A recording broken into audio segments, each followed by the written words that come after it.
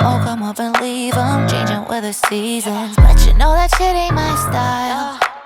I just want the OG, it's always been it for me.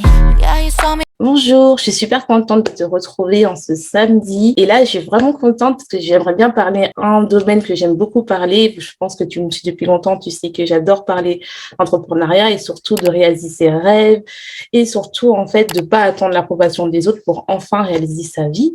Et en fait, là, je me suis dit qu'il fallait que j'invite un invité spécial que je connais depuis longtemps.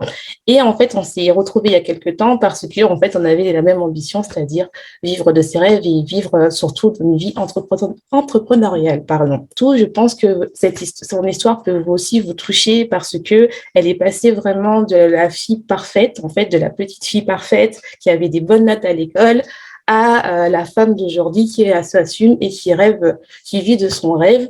Et donc, en fait, j'aimerais bien vous parler de Tania. Donc, merci Tania d'être venue sur Sois ta propre vérité. Merci à toi pour l'invitation, c'est un grand plaisir. Je t'avoue que c'est mon tout premier podcast. Ah non, deuxième, excuse-moi. Mais vrai podcast, le premier, c'était il y a très longtemps, au tout début de ma vie d'entrepreneuse, alors que je faisais des choses qui n'ont rien à voir avec aujourd'hui. Donc voilà, très contente de l'invitation, merci. Merci à toi, franchement, je suis super contente. Et peux-tu te présenter pour les gens qui ne te connaissent pas encore? Alors pour les gens qui ne me connaissent pas encore, je suis très bavarde et je risque de parler beaucoup. Donc j'essaie toujours de faire court. Pour me présenter, donc j'ai 29 ans, je suis née et j'ai grandi en Suisse. Ça fait 3-4 ans que je suis passée habiter en France, depuis que j'ai commencé l'entrepreneuriat en fait. Et je suis d'origine portugaise, donc parents immigrés. Mais moi je suis née par contre en Suisse. Voilà, grosso modo, pour faire court aussi, j'étais la fille modèle, la fille parfaite, bonne élève. On va dire que j'étais destinée à faire de grandes études et avoir un métier parfait, type médecin, avocat ou quelque chose comme ça. Et moi, j'en ai eu marre de faire la fille parfaite, ça ne me correspondait pas. Et du jour au lendemain, j'ai décidé de tout arrêter pour vivre mes rêves. Voilà, c'est génial. Et je pense que vous comprenez pourquoi je l'ai invité, parce que moi aussi, j'ai fait ça. Donc, et je trouvais c'est bien d'avoir une vision de femme, parce que je sais qu'il y a beaucoup d'hommes qui parlent d'entrepreneuriat, mais c'est vrai qu'il y a, même s'il y a de plus en plus de femmes qui en parlent, mais c'est bien aussi de voir plusieurs femmes, en fait, qui parlent et qui suivent de leur rêve et surtout qui écoutent leur instinct. Alors, j'aimerais bien commencer par comment tu étais enfant, parce que comme tu dis que tu étais une fille parfaite, ça se décrivait comment cette perfection, bien, la définition de la fille parfaite que tu définis. Alors quand j'étais enfant, je pense que j'étais une enfant plutôt sage, avec son caractère, que j'ai toujours évidemment, qui ne m'a jamais lâché. Taureau, tout le monde me disait qu'on voyait bien le taureau, donc voilà. Je pense que de ce côté-là, j'ai pas besoin de donner beaucoup d'explications. Je suis pas très astrologie, donc je connais pas plus non plus. Mais j'étais plutôt sage dans le sens, je voulais en tout cas être parfaite, dans le sens où pour moi la perfection a toujours été, surtout enfant, signe d'amour. Donc en fait, plus je faisais ce qu'on attendait de moi et plus je pensais être aimée. Donc c'est vrai que pendant très longtemps, et je pense essentiellement dans l'enfance, jusqu'à arriver à l'adolescence, pour moi c'était très important d'être la personne entre guillemets parfaite et de faire ce que mes parents voulaient, leur faire briller les yeux. Et voilà, bien que comme tout enfant, je faisais mes bêtises et puis de temps en temps je me faisais engueuler. Voilà, un peu. Ensuite, j'ai vécu 4 ans en tant que fille unique jusqu'à l'arrivée de mon petit frère, qui a été un petit peu un chamboulement, je pense, pour moi. À cette période-là, j'ai ressenti, à mon avis, de l'abandon. Pour ceux qui connaissent les blessures, je pense que tu en parles aussi avec tes coachés. La blessure de l'abandon, c'est ma blessure. C'est quelque chose qui me passionne aussi, les blessures. Mais voilà, pour ceux qui connaissent, j'ai construit, je pense, à partir de ce moment-là, ou en tout cas j'ai développé la blessure de l'abandon à partir de l'arrivée de mon frère. Non pas que ma mère m'a abandonnée, mais moi j'ai senti l'abandon puisque je n'étais plus fille unique, je n'avais plus toute l'attention sur moi. Et donc voilà, à partir de là, ça a été encore plus compliqué parce que je me devais d'être encore plus parfaite, encore meilleure, le mieux possible pour me sentir encore plus aimée et sentir que j'existais en fait. Voilà un petit peu pour mon enfance. C'est intéressant parce que moi, je me retrouve dans ça, c'est-à-dire que moi, je voulais toujours être parfaite parce que déjà, je pensais que c'était légitime de la perfection pour être aimée. Et donc, en fait, cette perfection-là, bah, je la mettais dans l'école. C'est-à-dire que j'avais toujours la meilleure note, toujours des éloges à l'école, toujours ça, qui permettait en fait de compenser le fait que bah, j'étais plus, enfin, j'ai jamais, enfin, je pense que ma sœur est née 2 ans après moi. Et je pense qu'en fait, que j'aimais bien, comme on dit, ma mère, elle disait quand j'étais petite, j'étais accrochée, j'étais comme son sac à main, quoi. Mais dès que ma mère n'était plus là, bah, enfin, dès que ma sœur est arrivée, bah, j'étais plus son sac à main. Enfin, il y avait son autre Quelqu'un bébé. Donc, d'autre. voilà, c'est ça. Et c'était normal. Mais moi, en fait, c'est vrai qu'il y avait quand même une relation un peu amour-haine avec ma sœur parce que je pensais qu'elle volait ma place, enfin, l'attention que je voulais. J'ai toujours voulu, maintenant non, parce que maintenant on est quatre, mais je me suis toujours dit à ma mère, j'aurais aimé être enfant unique, quoi, pour avoir toute l'attention. Et c'est vrai qu'il y avait de côté, bah, le fait d'être bonne à l'école, bah, je me disais, c'est bon. Et vraiment montrer, en fait, voilà, je suis la meilleure, je suis la meilleure, je suis la meilleure, ce qui m'a amenée jusqu'au doctorat.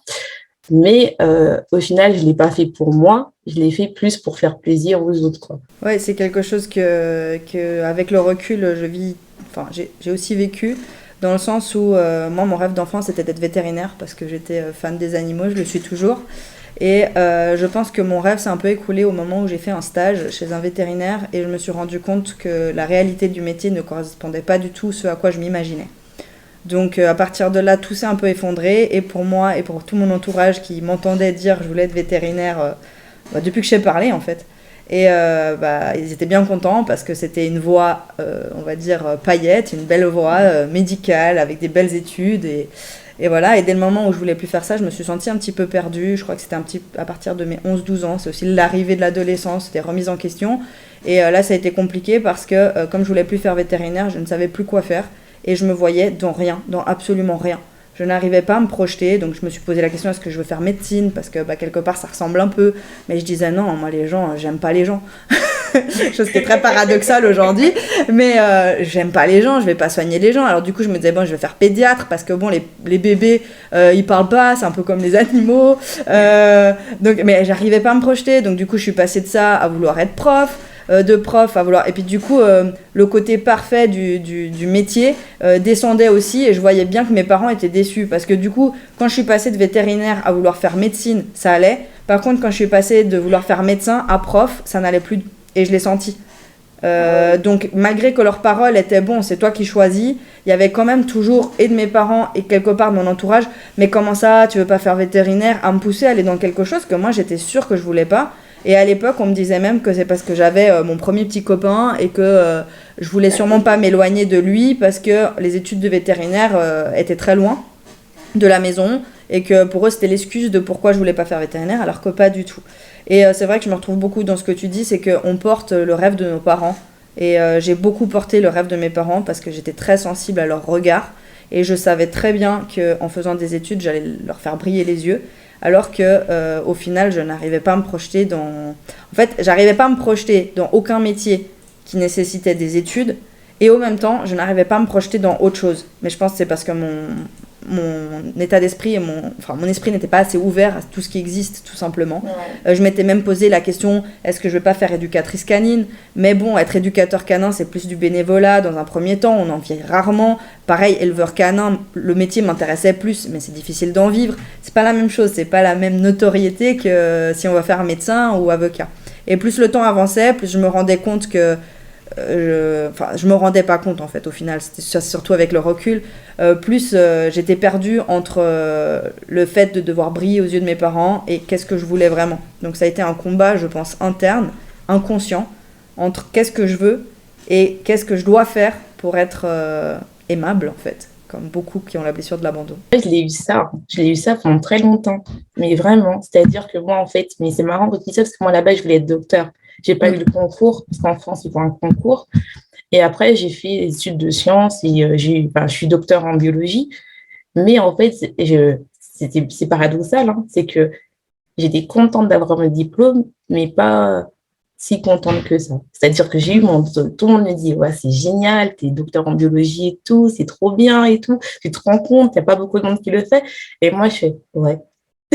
Ouais, bah pareil, j'ai fait un. En fait, finalement, les choses ont amené les autres. Je sais pas trop comment je me suis retrouvée là-dedans, mais c'est surtout parce que, en fait, je me suis dit, l'enseignement m'intéresse, mais ce qui m'intéresse beaucoup dans l'enseignement, au final, c'est pouvoir aider les élèves en difficulté. Et j'ai découvert qu'il existait non pas enseignant, mais enseignement spécialisé. Et je me suis dit, bon, bah, je vais me diriger là-dedans parce que je me rends compte, bah, ça, c'était le collège en Suisse, c'est l'équivalent du lycée en France. J'ai aidé déjà les personnes qui avaient de la difficulté parce que moi, j'étais très bonne élève et j'aimais bien faire des sortes de tables rondes où je reprenais les leçons du prof à ma façon et je les aidais pour qu'ils puissent aussi avoir une bonne note. Et je passais des heures comme ça à aider les gens à réviser. Même ma mère ne comprenait pas parce qu'elle disait que je perdais du temps avec ces gens, etc., etc., et que je lui disais tout le temps que non, en fait, je perdais pas de temps parce qu'en leur faisant réviser, moi, j'ai plus besoin de réviser. Parce que j'avais la chance d'avoir comment dire ça? J'avais un gros avantage, j'ai une mémoire photographique, une mémoire visuelle qui est très mise en avant à l'école et qui est, pour les gens qui l'ont, un énorme avantage. Et du coup, bah, forcément, si je faisais la leçon avec quelqu'un d'autre, bah, moi, j'avais plus besoin de la faire à la maison. Donc, par exemple, s'il y avait un examen, bah, je le faisais avec des gens. Je travaillais avec des gens et moi, j'avais pas besoin de réviser de mon côté. J'étais contente parce que du coup, au lieu de réviser toute seule de mon côté, chose que je faisais quasi jamais, ben, en plus, j'étais avec du monde. Enfin bref. Et du coup, je me suis dit, bon, bah, je me lance dans l'enseignement spécialisé parce que comme ça, je vais pouvoir aider les personnes en difficulté.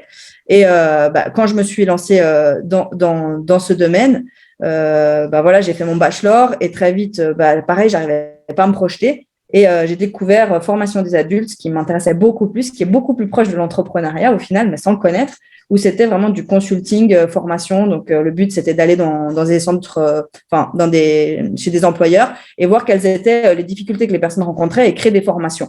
Donc, on est beaucoup plus proche du monde de l'entrepreneuriat. Et ça, j'ai découvert pendant que j'étais en bachelor.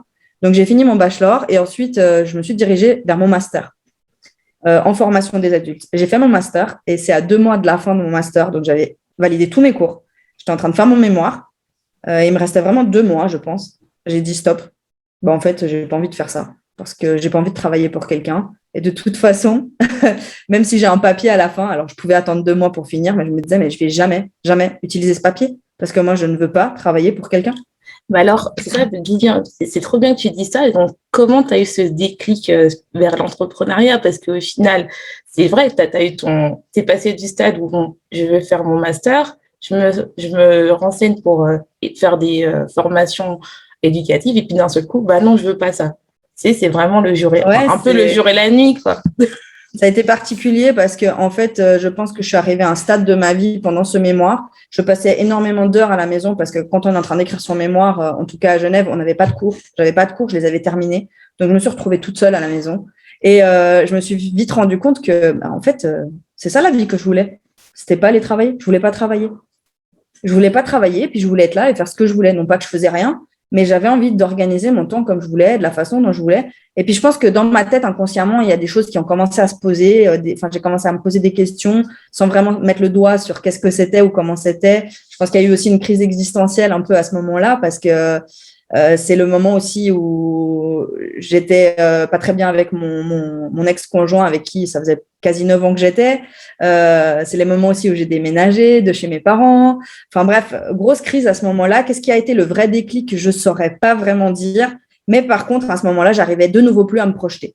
Donc, j'étais en train de faire mon mémoire et j'arrivais pas à l'écrire. J'arrivais à rien faire. J'arrivais pas. Les jours passaient et je passais ma vie à dormir. Donc, avec le recul, je pense que c'était une part de dépression. On voit la dépression d'une façon ou d'une autre. Je pourrais pas dire que j'étais dépressive. J'ai pas eu besoin de médicaments ou quoi, mais je pense que c'était une part de ça. Je passais des heures et des heures à dormir. Je me levais, je dormais, je mangeais, dormais, je mangeais, dormais. Et ça, c'était mes journées au lieu d'écrire mon mémoire. Et là, je me suis dit, mais c'est pas possible. En fait, ça sert à rien. Et je me rappelle avoir eu une grosse dispute avec mon ex-conjoint à ce moment-là.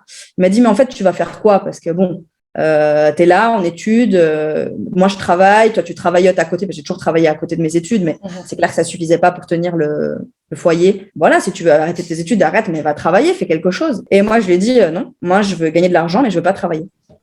Et là, cette période-là, il m'a dit, mais t'es folle. Mais t'es folle, ma parole. Comment tu veux gagner de l'argent et pas travailler? Je lui ai dit, ouais, mais je veux être riche, mais je veux pas travailler. Et puis, à partir de ce moment-là, je pense qu'avec le recul, c'était mes premiers déclics. Je sais pas pourquoi j'ai sorti ça. Mais je l'ai sorti parce que je pense que je me suis rendu compte que j'étais bien, en fait, finalement, dans mon petit train-train quotidien à faire ce que je voulais quand je voulais. Et puis, j'ai eu, je pense, un très très gros déclic au moment où j'ai rencontré mon conjoint actuel, en fait. Comme tu connais, Benoît, celui qui partage aujourd'hui ma vie et le compte Million Mind Family. Ça a été un déclic parce que je pense que pour la première fois de ma vie, je me suis retrouvée face à quelqu'un qui était tout aussi fou que moi, dans ses ambitions, et quelqu'un qui comprenait ce que je disais, quelque part, qui me prenait pas pour une tarée, parce que quand je sortais ce genre de choses, les gens, ils me prenaient la rigolade, enfin voilà, et même moi, j'y prêtais pas plus attention, mais là, je me suis retrouvée face à quelqu'un qui réagissait à mes dires, non pas en t'es folle, mais en faisant « Ah ouais, t'es sérieuse ? Ah ouais, mais moi, du coup, je pense ça !» Et moi, je disais « Ah, mais moi, je pense ça !» Et lui, il pense ça. Et à cette période-là, il était coach sportif et il était en train de construire un peu son auto-entreprise.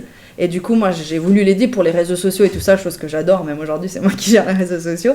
Et puis voilà, on est parti dans un truc de... moi, quand je dis quelque chose, ça fait écho et ça résonne derrière. Et je pense que ça a été clairement ça, ce déclic, pour me dire « Mais en fait... il y a une vie derrière la vie des études et puis du salariat, et j'ai pas envie d'aller dans le salariat en fait, et j'y ai jamais vraiment mis les pieds à part en termes de job d'étudiant. Vraiment intéressant ce livre, ça fait vraiment écho à ce que j'ai vécu. C'est-à-dire que moi aussi, j'ai eu du mal à écrire. Moi, j'ai fait ma thèse en Suisse, hein, parce que je connais Benoît, donc qui était mon coach sportif. Et donc, moi, en fait, la dernière année où j'ai fait ma thèse, j'ai vraiment subi de l'harcèlement moral et du racisme dans ma boîte que je faisais. Et ils m'ont vraiment embêtée pour rédiger ma thèse, parce que déjà, ils ne voulaient pas que je la fasse en anglais, parce que pour eux, ça faisait trop de travail, ils voulaient que je la fasse en français. Sauf que quand on est en sciences, faut le faire en anglais. Et je me dis, mais en fait, je fais tout ça pour qu'on me fasse chier pour un diplôme que je mérite. Déjà, il y avait un truc qui faisait que il y avait quelque chose qui n'allait pas, en fait. On me disait, oui, c'est le Graal, t'as ton doctorat, ça y est, ça sera beaucoup plus facile et tout. Et en fait, tu te rends compte que non. Et tu te rends compte, en fait, qu'il faut encore donner des comptes. Et donc, en fait, c'était encore une lutte pour avoir juste rédigé son mémoire. Et même moi, au début, c'était comme toi, c'est que je dormais et j'écrivais. Moi, j'étais en dépression, vraiment, j'ai fait un burn-out. Et j'arrivais pas à écrire mon mémoire. Ça n'avait pas d'inspiration. Vraiment, j'étais là. Alors, pourtant, je connaissais mon sujet de bout et doigt, c'est-à-dire je connaissais tout, quoi. Je connaissais même mieux que mes chefs et tout. Et pour la preuve que même lors de mon oral, ils ont pris tous les mérites, alors que c'est moi qui ai tout fait, ils m'ont pas aidé. Et normalement, je devais avoir une mention très bien, mais vu que mon chef ne m'aimait pas, il était un peu raciste, donc j'ai eu une mention bien. Mais moi, je suis super fière parce que même mes amis qui étaient extérieurs à mon groupe, qui me disaient non, ta thèse a été tip-top, et j'ai eu une thèse très difficile. Parce que déjà, à Genève, l'université de Genève, c'est une des plus difficiles avec celle de Zurich. Mais la mienne était vraiment difficile parce que normalement, une thèse à Genève, à mon époque, ça a changé, c'était 1 heure. Et moi, ma thèse a duré 4 heures. Donc, c'était vraiment une thèse difficile en anglais et tout ça. Et en fait, je me suis dit, bon, j'ai eu ma thèse et puis, ouais, c'est cool, quoi. Après, finalement, je savais que je me dis, et au fond de moi, je sais pas c'est quoi, c'est que je dis, bon, ok, je suis chercheuse, ok, je suis docteur, c'est cool, mais je sais que je vais pas terminer ma vie dans ça. Mais je savais pas dans quoi. Je me dis peut-être que je suis folle et tout. Et j'en parlais avec une cousine et ma cousine elle me disait non, mais tu te rends compte, tu as eu ton doctorat, pourquoi tu...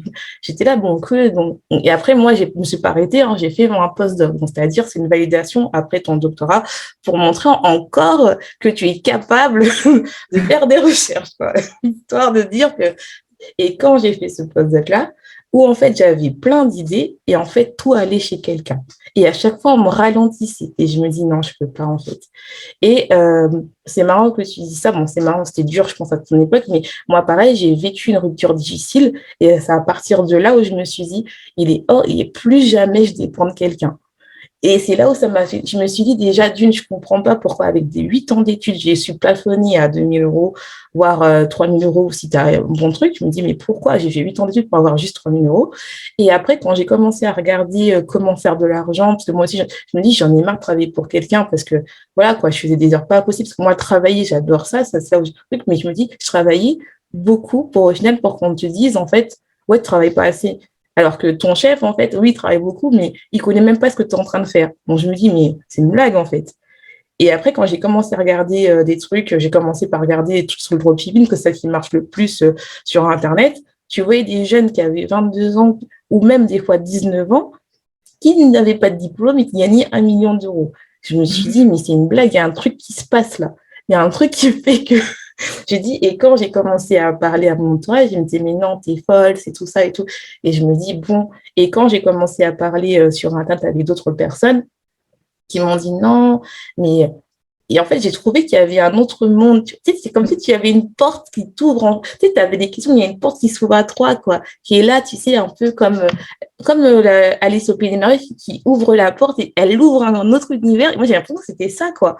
J'étais là et je m'ouvrais. Je me dis, mais attends, mais c'est une blague. On me dit qu'on doit souffrir. On doit souffrir pour travailler. Et il y a des gens qui sont là. Je dis pas qu'ils travaillent pas, mais qui gagnent 1 million d'euros comme ça. Je me dis, non, il y a un truc qui coince. Et quand j'ai commencé à parler d'abord, j'ai parlé avec beaucoup d'hommes au début, et parce que c'est eux qui parlent le plus et qui sont mis en avant, et qui me disaient, non, mais c'est possible, c'est possible.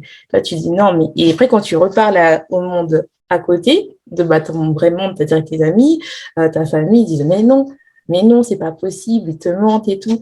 Et quand après, tu retournes voir un coach et tout, tu dis, mais si, regarde des prix que j'ai trouvés. Je me dis, mais attends, il y a un couac entre les deux. Il y a ceux qui me disent que c'est pas possible et ceux qui, lui, ils montrent dans son compte que c'est possible. Et après, je me suis dit, non, faut que je peux plus retourner. J'ai compris qu'il y a comme toi qui disais que tu as trouvé avec Benoît. Moi, j'ai compris en fait que moi, j'appelle ça des sortes de petits anges qui sont là, qui me disent, mais en fait, qui seront des coachs ou d'autres personnes que j'ai rencontrées qui m'ont dit, non, t'inquiète pas, tu n'es pas folle.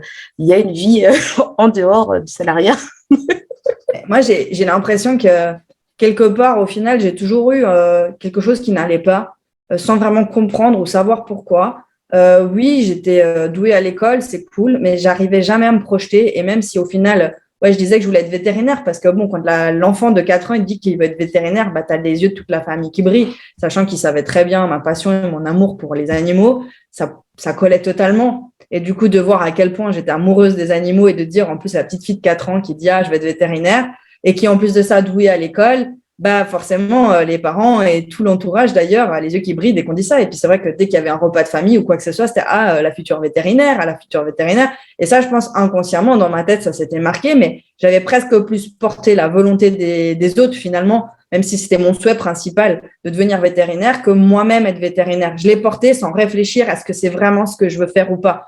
Je m'étais juste arrêtée au fait que j'aime les animaux, donc j'aime les animaux, je suis douée à l'école, je vais faire vétérinaire. Et un monde s'est écoulé au moment où je me suis vraiment rendu compte qu'est-ce que c'était. Non pas que c'est pas un bon métier, je pense que c'est juste pas fait pour moi, tout simplement. Et que heureusement qu'il y a des vétérinaires et c'est un métier magnifique qu'ils font. Mais moi, j'ai fait 4 jours d'observation. On avait la chance de faire ça. C'est l'équivalent en France du collège. C'est le cycle pour les Suisses de faire 4 jours d'observation chez un vétérinaire. Et là, je me suis dit, mais en fait, c'est pas ça que je veux faire. C'est pas ça mon imaginaire avec les animaux. Je veux pas être dans un cabinet toute la journée et puis voir défiler des chiens. En fait, des chiens et des chats, ça m'intéresse pas. Alors du coup, mes parents ils me disaient non, mais tu sais, il y a d'autres types de vétérinaires. T'as les vétérinaires de campagne, ça. Je disais mais c'est un vétérinaire de campagne, mais c'est juste que quoi, il va voir les vaches 1 fois par semaine. Et moi, je m'imaginais vétérinaire, mais je m'imaginais vétérinaire dans un zoo, dans un parc aquatique, un truc qui bouge tous les jours, un truc vraiment cool. Et en fait, les places dans ce genre de choses sont quasi impossibles à avoir. Il faut arrêter de rêver. C'est très difficile. Et puis même en imaginant le métier, ça me correspondait pas. Et je me suis dit, mais c'est fou parce que toute petite, je disais déjà à ma mère, moi, je veux être riche parce que je veux avoir mon ranch avec mes chevaux. Et elle me disait, ouais, travaille dur à l'école, ma fille. Mais au fond d'elle, franchement, je pense qu'elle y croyait pas trop. Parce qu'une chose, c'est travailler dur à l'école et bien gagner sa vie. Une autre chose, c'est être riche et avoir d'énormes moyens. Et c'est pas la même chose. Parce que même si j'avais été vétérinaire, de là à avoir des moyens immenses pour pouvoir réellement construire mon ranch avec mes chevaux, même si aujourd'hui, c'est plus mon rêve, mais bon, c'était mon rêve de petite fille, il aurait fallu travailler des années et des années avant de pouvoir peut-être réaliser ce rêve-là. Donc, quand elle me disait, oui, tu veux être riche pour avoir des chevaux et un ranch, c'est très bien, travailler dur à l'école. Au fond de moi, je pense qu'il y avait quelque chose qui savait déjà que il y avait une arnaque là. Il y avait quelque chose qu'on voulait pas me dire. Et au fur et à mesure, avec le recul, je pense que sincèrement, j'ai jamais été à ma place en fait, bien que j'étais bonne élève, etc. Mais j'ai toujours été en conflit intérieur. Alors c'était pas extérieur, contrairement à plein de gens qui sont en colère, etc. C'était vraiment intérieur Et même à l'adolescence, j'ai commencé à m'autodétruire, en fait.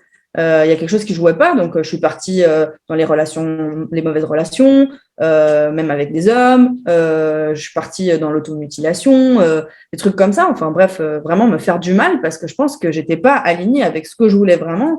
Et entre la réalité et ce que je voulais, ça collait pas.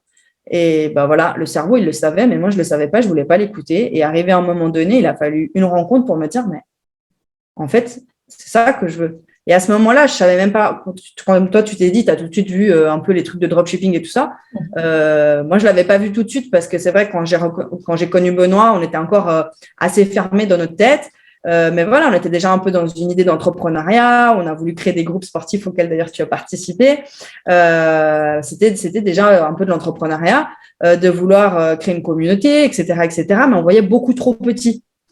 Et peu à peu, là, on a commencé à ouvrir notre esprit et on est rentré, nous aussi, dans le monde de l'e-commerce avec le Amazon FBA, avec le dropshipping, parce que on voulait vendre nos produits dérivés dans un premier temps par rapport au challenge sportif qu'on avait lancé. Et très vite, on s'est rendu compte que c'était voire trop petit. Et au fur et à mesure, comme ça, on a grandi dans le monde de l'entrepreneuriat. Ah, mais je trouve ça super intéressant que tu dis. Je vais rebondir sur deux trucs que tu as dit. C'est déjà que tu sentais déjà très tôt que tu n'étais pas aligné et que tu t'es, entre guillemets, vengé sur toi et sur les relations toxiques. Et moi, ça me reconnaît bien parce que moi, je me suis vengée sur la nourriture, tu vois. Donc, au final, c'est la chose que je sentais que tu sais que en fait, tu as l'impression que t'es pas, enfin, que tu fais des choses, non pas, enfin, après, c'est pas explicable parce qu'on sait pas mettre des mots à cette époque-là, tu vois.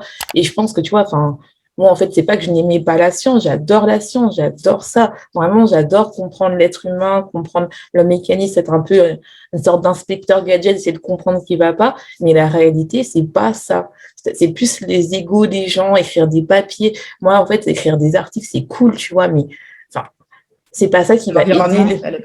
Tu vois, c'est l'environnement et le fait aussi d'être toujours dans la coupe de quelqu'un. Il y a toujours quelqu'un qui doit te dire les choses. Et comme j'ai dit, je trouve que le métier de chercheur, c'est super beau, il en faut. Sinon, on n'aurait pas nos médicaments actuels et tout ça. Et comprendre aussi les maladies génétiques. Ça, j'adore même. Et en plus, ça me résonne quand tu as dit que tu avais fait une semaine de 4 jours d'observation, pardon. Moi, j'étais partie à New York, je suis partie en Suède pour faire des stages et tout. Mais pareil, tu vois, tout ce que j'ai aimé, c'est l'expérience humaine avec mes amis. Mais le labo en entier, tu vois, c'était pas ça. Et c'était le dernier, dans mon master 2, où on fait 6 mois de stage, c'est là où on m'a réconciliée avec l'amour de la science, que c'était ma prof qui était là et qui me disait oui, elle aimait bien, mais j'aimais bien. En fait, j'aimais à travers sa passion à elle, tu vois ce que je veux dire. Et après, même ce qui est marrant, ce que tu dis, et je pense que c'est vraiment le syndrome si tu n'es pas aligné, ceux qui ne savent pas c'est quoi l'alignement, c'est vraiment que tu n'arrives pas à te projeter. C'est vraiment, moi, je n'arrivais pas à me projeter. Je me disais, bon, j'ai mon master, bon, après, il y a mon doctorat. Alors que tout le monde entendait, je veux être prof, je veux être directeur de labo, je veux être principal investigator, je veux travailler dans ça. Moi, j'étais là, tu n'arrives pas à te projeter. Tu dis juste, bon, le prochain étape, c'est le doctorat, tu vois. C'est vraiment ça. Et je n'arrivais pas à me projeter. Et même quand j'étais au Canada pendant 2 ans, je n'arrivais pas à me projeter. Tout le monde savait ce qu'il voulait faire. Genre, travailler dans un laboratoire en tant que ça, en tant que ça, en tant que ça. Moi, j'ai dit, je ne sais pas. Et c'est vrai que c'est vraiment le problème de vraiment quand tu sais que tu n'es pas dans ta voie au bout d'un moment. Et tu vois, tu l'as très bien expliqué, je trouve. C'est que vraiment, tu ne sais pas te projeter. Tu ne sais vraiment pas te projeter. Et ce qui est aussi intéressant, et je trouve que c'est beau ce que tu as dit, c'est que tu t'es lancé. Vous êtes lancé, toi et Benoît, dans le programme, mais vous visez petit. Et ça, et maintenant, c'est beau parce que moi, est-ce que tu peux nous parler comment ça se fait que tu visais petit et d'un seul coup, tu vises grand maintenant? Je pense que tout simplement, quand on commence dans le monde, dans l'entrepreneuriat, par exemple, je prends un premier exemple qui était déjà les prémices de l'entrepreneuriat, c'est que quand j'ai fait mon master en formation des adultes, je ne m'imaginais pas salarié pour une boîte et je disais très vite que moi, je veux créer mon propre cabinet de consulting dans le domaine de la formation. Pourquoi ? Parce que je voyais déjà le potentiel gain, on va dire. Et que je voulais pas qu'il y ait un patron qui me dise comment faire ou quoi faire, parce que même si j'avais travaillé que en tant que on va dire, étudiante dans les entreprises, chaque fois que j'arrivais dans une entreprise, j'avais envie de tout modifier, tout changer, apporter des solutions et on m'écoutait jamais. Et en fait, j'en avais trop marre de ça et je me suis dit, mais moi, je pourrais pas travailler pour quelqu'un parce qu'on va jamais m'écouter, ça va me frustrer. Donc, je voyais déjà le côté, si je vais dans le domaine de la formation et si j'étais dans le master formation des adultes, c'était que déjà dans ma tête, j'avais la possibilité de travailler toute seule. Mais c'était encore pour moi, voire trop petit dans le monde de l'entrepreneuriat parce que c'est moi ce que j'appelle pas vraiment un entrepreneur, bien qu'on puisse dire que c'est un entrepreneur, mais je vois ça comme un auto-entrepreneur, un salarié plus. Moi, j'appelle ça les salariés plus. Non, c'est même pas du freelance, c'est vraiment indépendant. C'est un indépendant, auto-entrepreneur.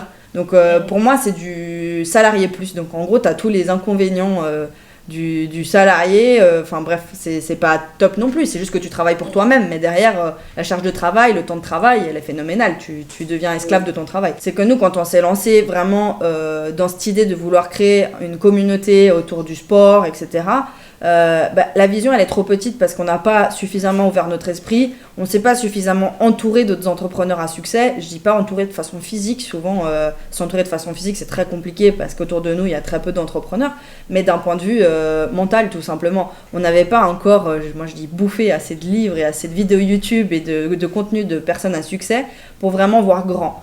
Et on voyait à trop petite échelle. On s'imaginait à cette période-là que en faisant notre challenge sportif avec une cinquantaine de personnes qui nous suivaient, la cinquantaine de personnes allaient acheter des produits dérivés et puis c'est cool, on allait être riche. Mais absolument pas. Déjà, les gens, ils venaient là gratuitement, chose qui était déjà une grosse erreur parce qu'on sait très bien que quand on donne les choses gratuitement, ça fonctionne pas en fait. Parce que les gens ils sont pas investis de la même façon et on gagnait rien et on passait des heures et des heures à travailler sur ça, à récupérer les vidéos des gens, à aller faire des montages, à être derrière les gens pour qu'ils nous envoient des vidéos, enfin un truc phénoménal. On travaillait mais 3 fois plus que si on était salarié alors qu'on gagnait zéro. On gagnait rien. Et on gagnait rien parce qu'on se disait c'est pas grave, on donne dans l'espoir après de récupérer. Et quand on a commencé à lancer nos produits dérivés, évidemment personne ne les achète parce que les gens ils sont là gratuitement, ils sont pas là pour ça et ils sont pas fans comme nous, on est fans de notre propre truc. Ouais. Alors on a eu un peu une claque et on s'est dit non mais c'est pas possible. Et là au même temps on était déjà un petit peu plus sur internet, on commençait à comprendre ce qui se passait dans le monde de l'entrepreneuriat. Je pense qu'on commençait à ouvrir cette porte dont tu parlais, cette porte qui te mène vers un monde qui n'est pas le monde réel en fait. Et là on a commencé à comprendre mais en fait pourquoi on veut vendre à si petite échelle, pourquoi on se concentre sur déjà que nos produits dérivés et surtout pourquoi on se concentre que sur notre micro-communauté qui est composée principalement d'amis, de famille et d'amis quoi, qui va jamais exploser, en tout cas pas de cette façon-là. Et là, on s'est dit, alors on va utiliser Amazon, qui a un pouvoir énorme, puisque c'est une plateforme quand même où il y a des milliers de consommateurs qui tombent dessus. Et là, on avait beaucoup plus de chances de pouvoir vendre des produits. Donc là, on s'est formé, etc. Puis au fur et à mesure, tu rentres dans une formation, tu rencontres des gens, tu vois le formateur, du coup, tu es curieux, tu vas voir d'autres formateurs. Et en fait, c'est un peu comme si c'est bon, t'as mis un pied dedans, t'as ouvert la porte, maintenant, t'as plus qu'à fermer la porte derrière toi, quoi. Et j'ai un peu cette image, c'est un peu comme si aujourd'hui on est à un stade, alors on n'est plus du tout dans le e-commerce parce que pareil, arrivé à un moment donné, on s'est senti désaligné, ça ne fonctionnait pas et on s'est lancé dans autre chose, mais je pense que cette porte a été définitivement fermée derrière nous quand on s'est lancé dans le e-commerce, malgré tout, et à ce moment-là, plus de retour en arrière possible. C'est plus possible. Une fois que tu as ouvert cette porte et que tu as découvert ce monde, tu peux plus revenir en arrière. Ça, c'est clair. Enfin, moi, je sais que... Mais après, moi, on va en reparler après. D'ailleurs, j'aimerais que tu parles aussi de ce que tu fais parce qu'on n'a pas encore parlé de ce que tu fais actuellement et c'est très important. Mais moi, je suis d'accord avec toi. C'est une fois que tu as ouvert la boîte de Pandore, tu ne peux plus retourner... aux autres et j'en parle vraiment. En plus, ce qui est bien, comme tu dis très bien, c'est que tu rencontres des gens, c'est-à-dire que c'est pas juste en fait que ta famille ou tes amis ou des amis, c'est Internet. Donc, c'est-à-dire que tu rencontres des mondes actuels. Moi, c'est clair que le fait de travailler sur Internet, j'ai mes clients et j'ai des clients qui sont aux États-Unis, au Canada, en Belgique, alors que si je m'étais concentrée que dans la région parisienne ou que mes amis, c'est très limité, quoi. Et puis, comme tu dis très bien, moi, je me rappelle, dans ce challenge, c'était bien, c'est le côté familial, mais c'est vrai qu'on est pour le sport et puis l'ambiance. Et ce qui faisait, c'est vrai que, peut-être qu'on n'était pas investi comme vous. Et c'est normal. Et maintenant, je me rends compte, parce que même moi, au début, quand j'ai fait aussi cette erreur-là, je ne sais pas si c'était une erreur, mais, enfin, si, ma coach m'a dit que c'était une erreur. Bon, c'était une erreur. de proposer mon coaching gratuit pendant 3 mois pour être sûre de te valider. Et je me rendais compte que la personne, elle n'est pas investie comme toi parce que toi, tu es à fond, tu es dedans, tu es là, tu fais ouais, vas-y et tout. La personne a fait, vu que c'est gratuit, elle a l'impression que c'est gratuit, quoi. Et généralement, c'est bête à dire, mais quand c'est gratuit, les gens, ils voient pas de la valeur dedans. Ils sont pas investis. Et ce qui va m'amener à qu'est-ce que tu fais maintenant? Qu'est-ce que correspond Million Man Family? Oui, je reviens juste avant de dire, tu parlais d'erreurs, de donner du gratuit. C'est des choses pour lesquelles, d'ailleurs, je vais en parler, on accompagne les gens dans la Million Man Family. Mais c'est aussi de dire qu'à cette époque-là, notre formateur e-commerce nous avait d'ailleurs dit, mais vous êtes fous, faire du gratuit, arrêtez de faire du gratuit, faites payer. Même si c'est 5 francs, faites payer, vous faites du cash. Et en plus de ça, les gens, ils seront investis. Et on ne l'avait pas écouté. Et je pense que c'est une erreur.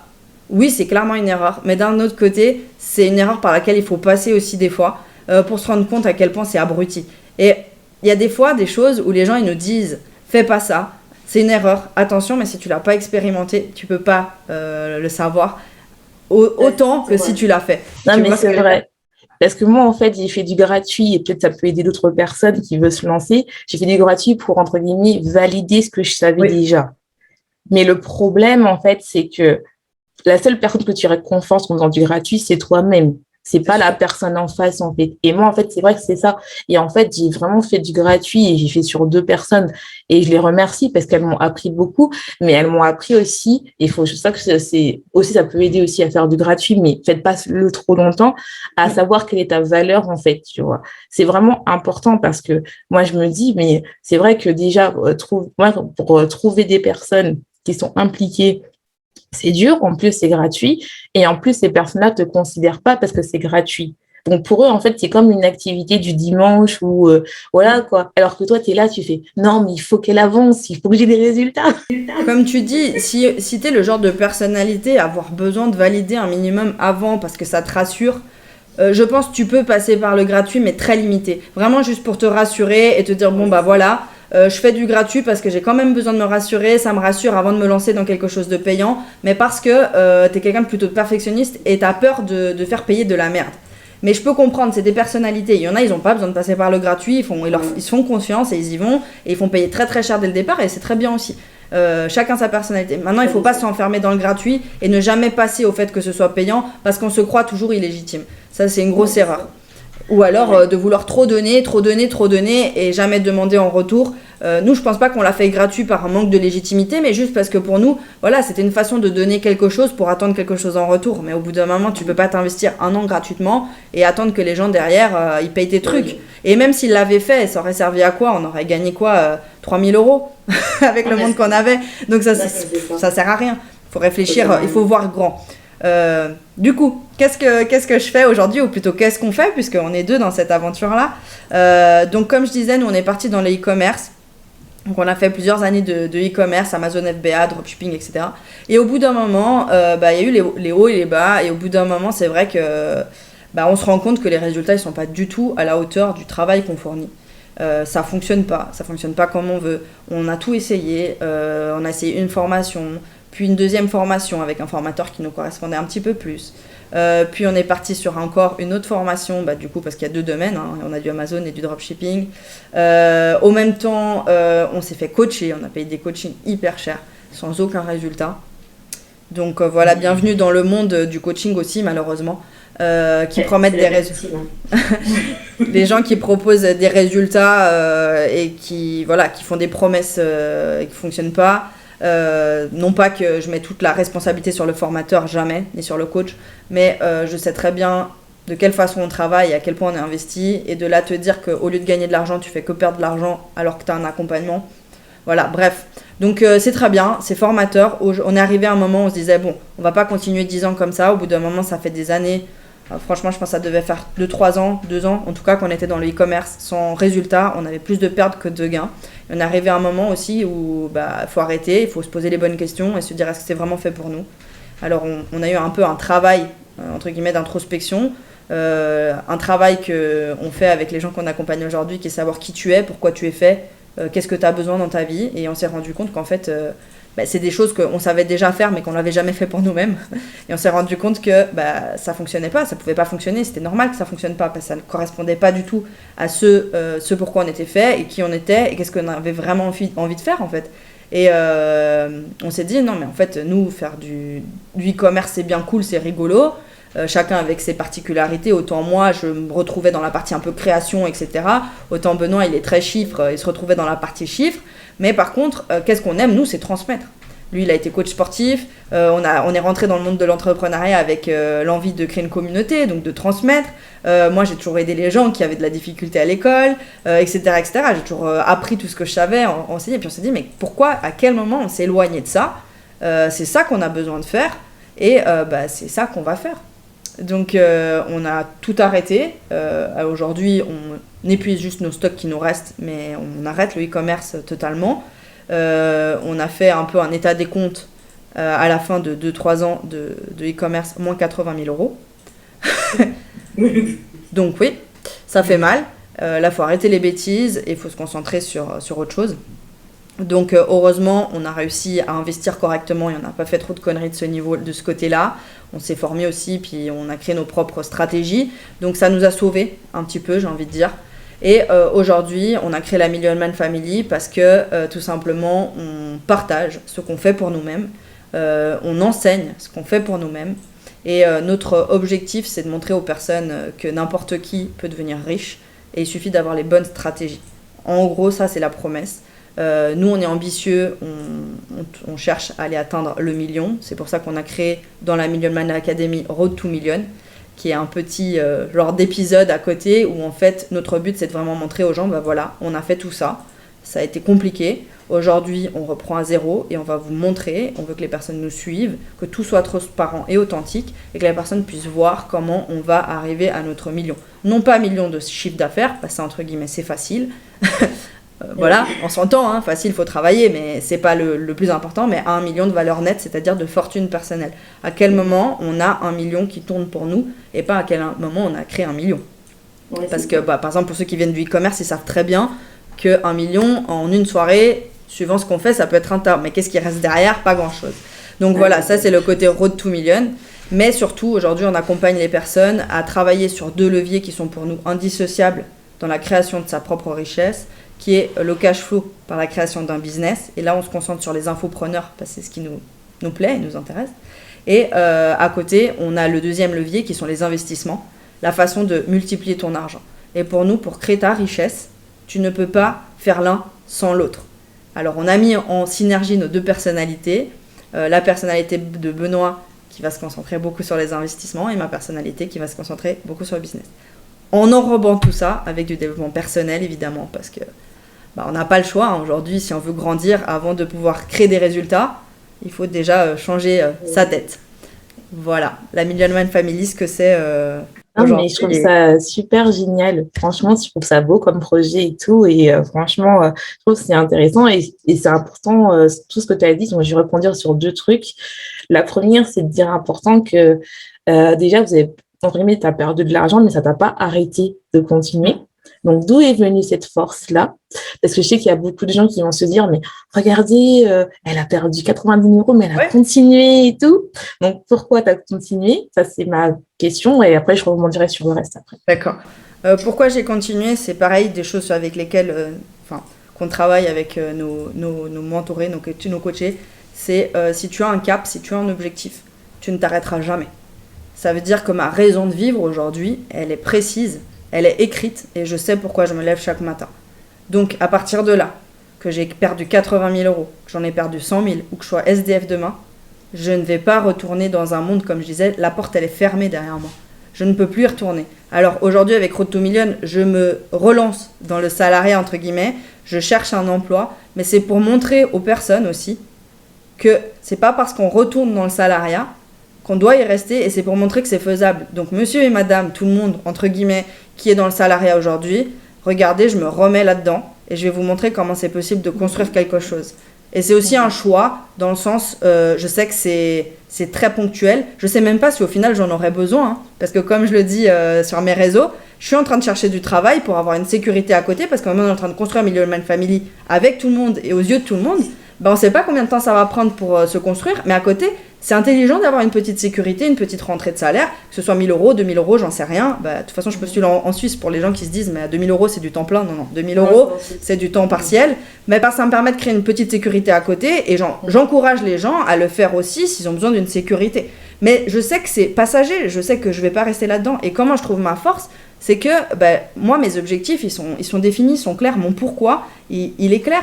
Donc, quoi qu'il arrive dans ma vie, je continuerai en fait. Je peux être rampée, on peut me couper les deux jambes, on peut me rendre aveugle, tout ce que vous voulez. Je ne m'arrêterai pas parce que je sais pourquoi je me lève chaque matin. Et ça, c'est l'essence même et c'est hyper important. Et je vois malheureusement beaucoup, voire la grande majorité des personnes qui viennent nous voir, qui n'ont pas un objectif clair et défini, un pourquoi défini.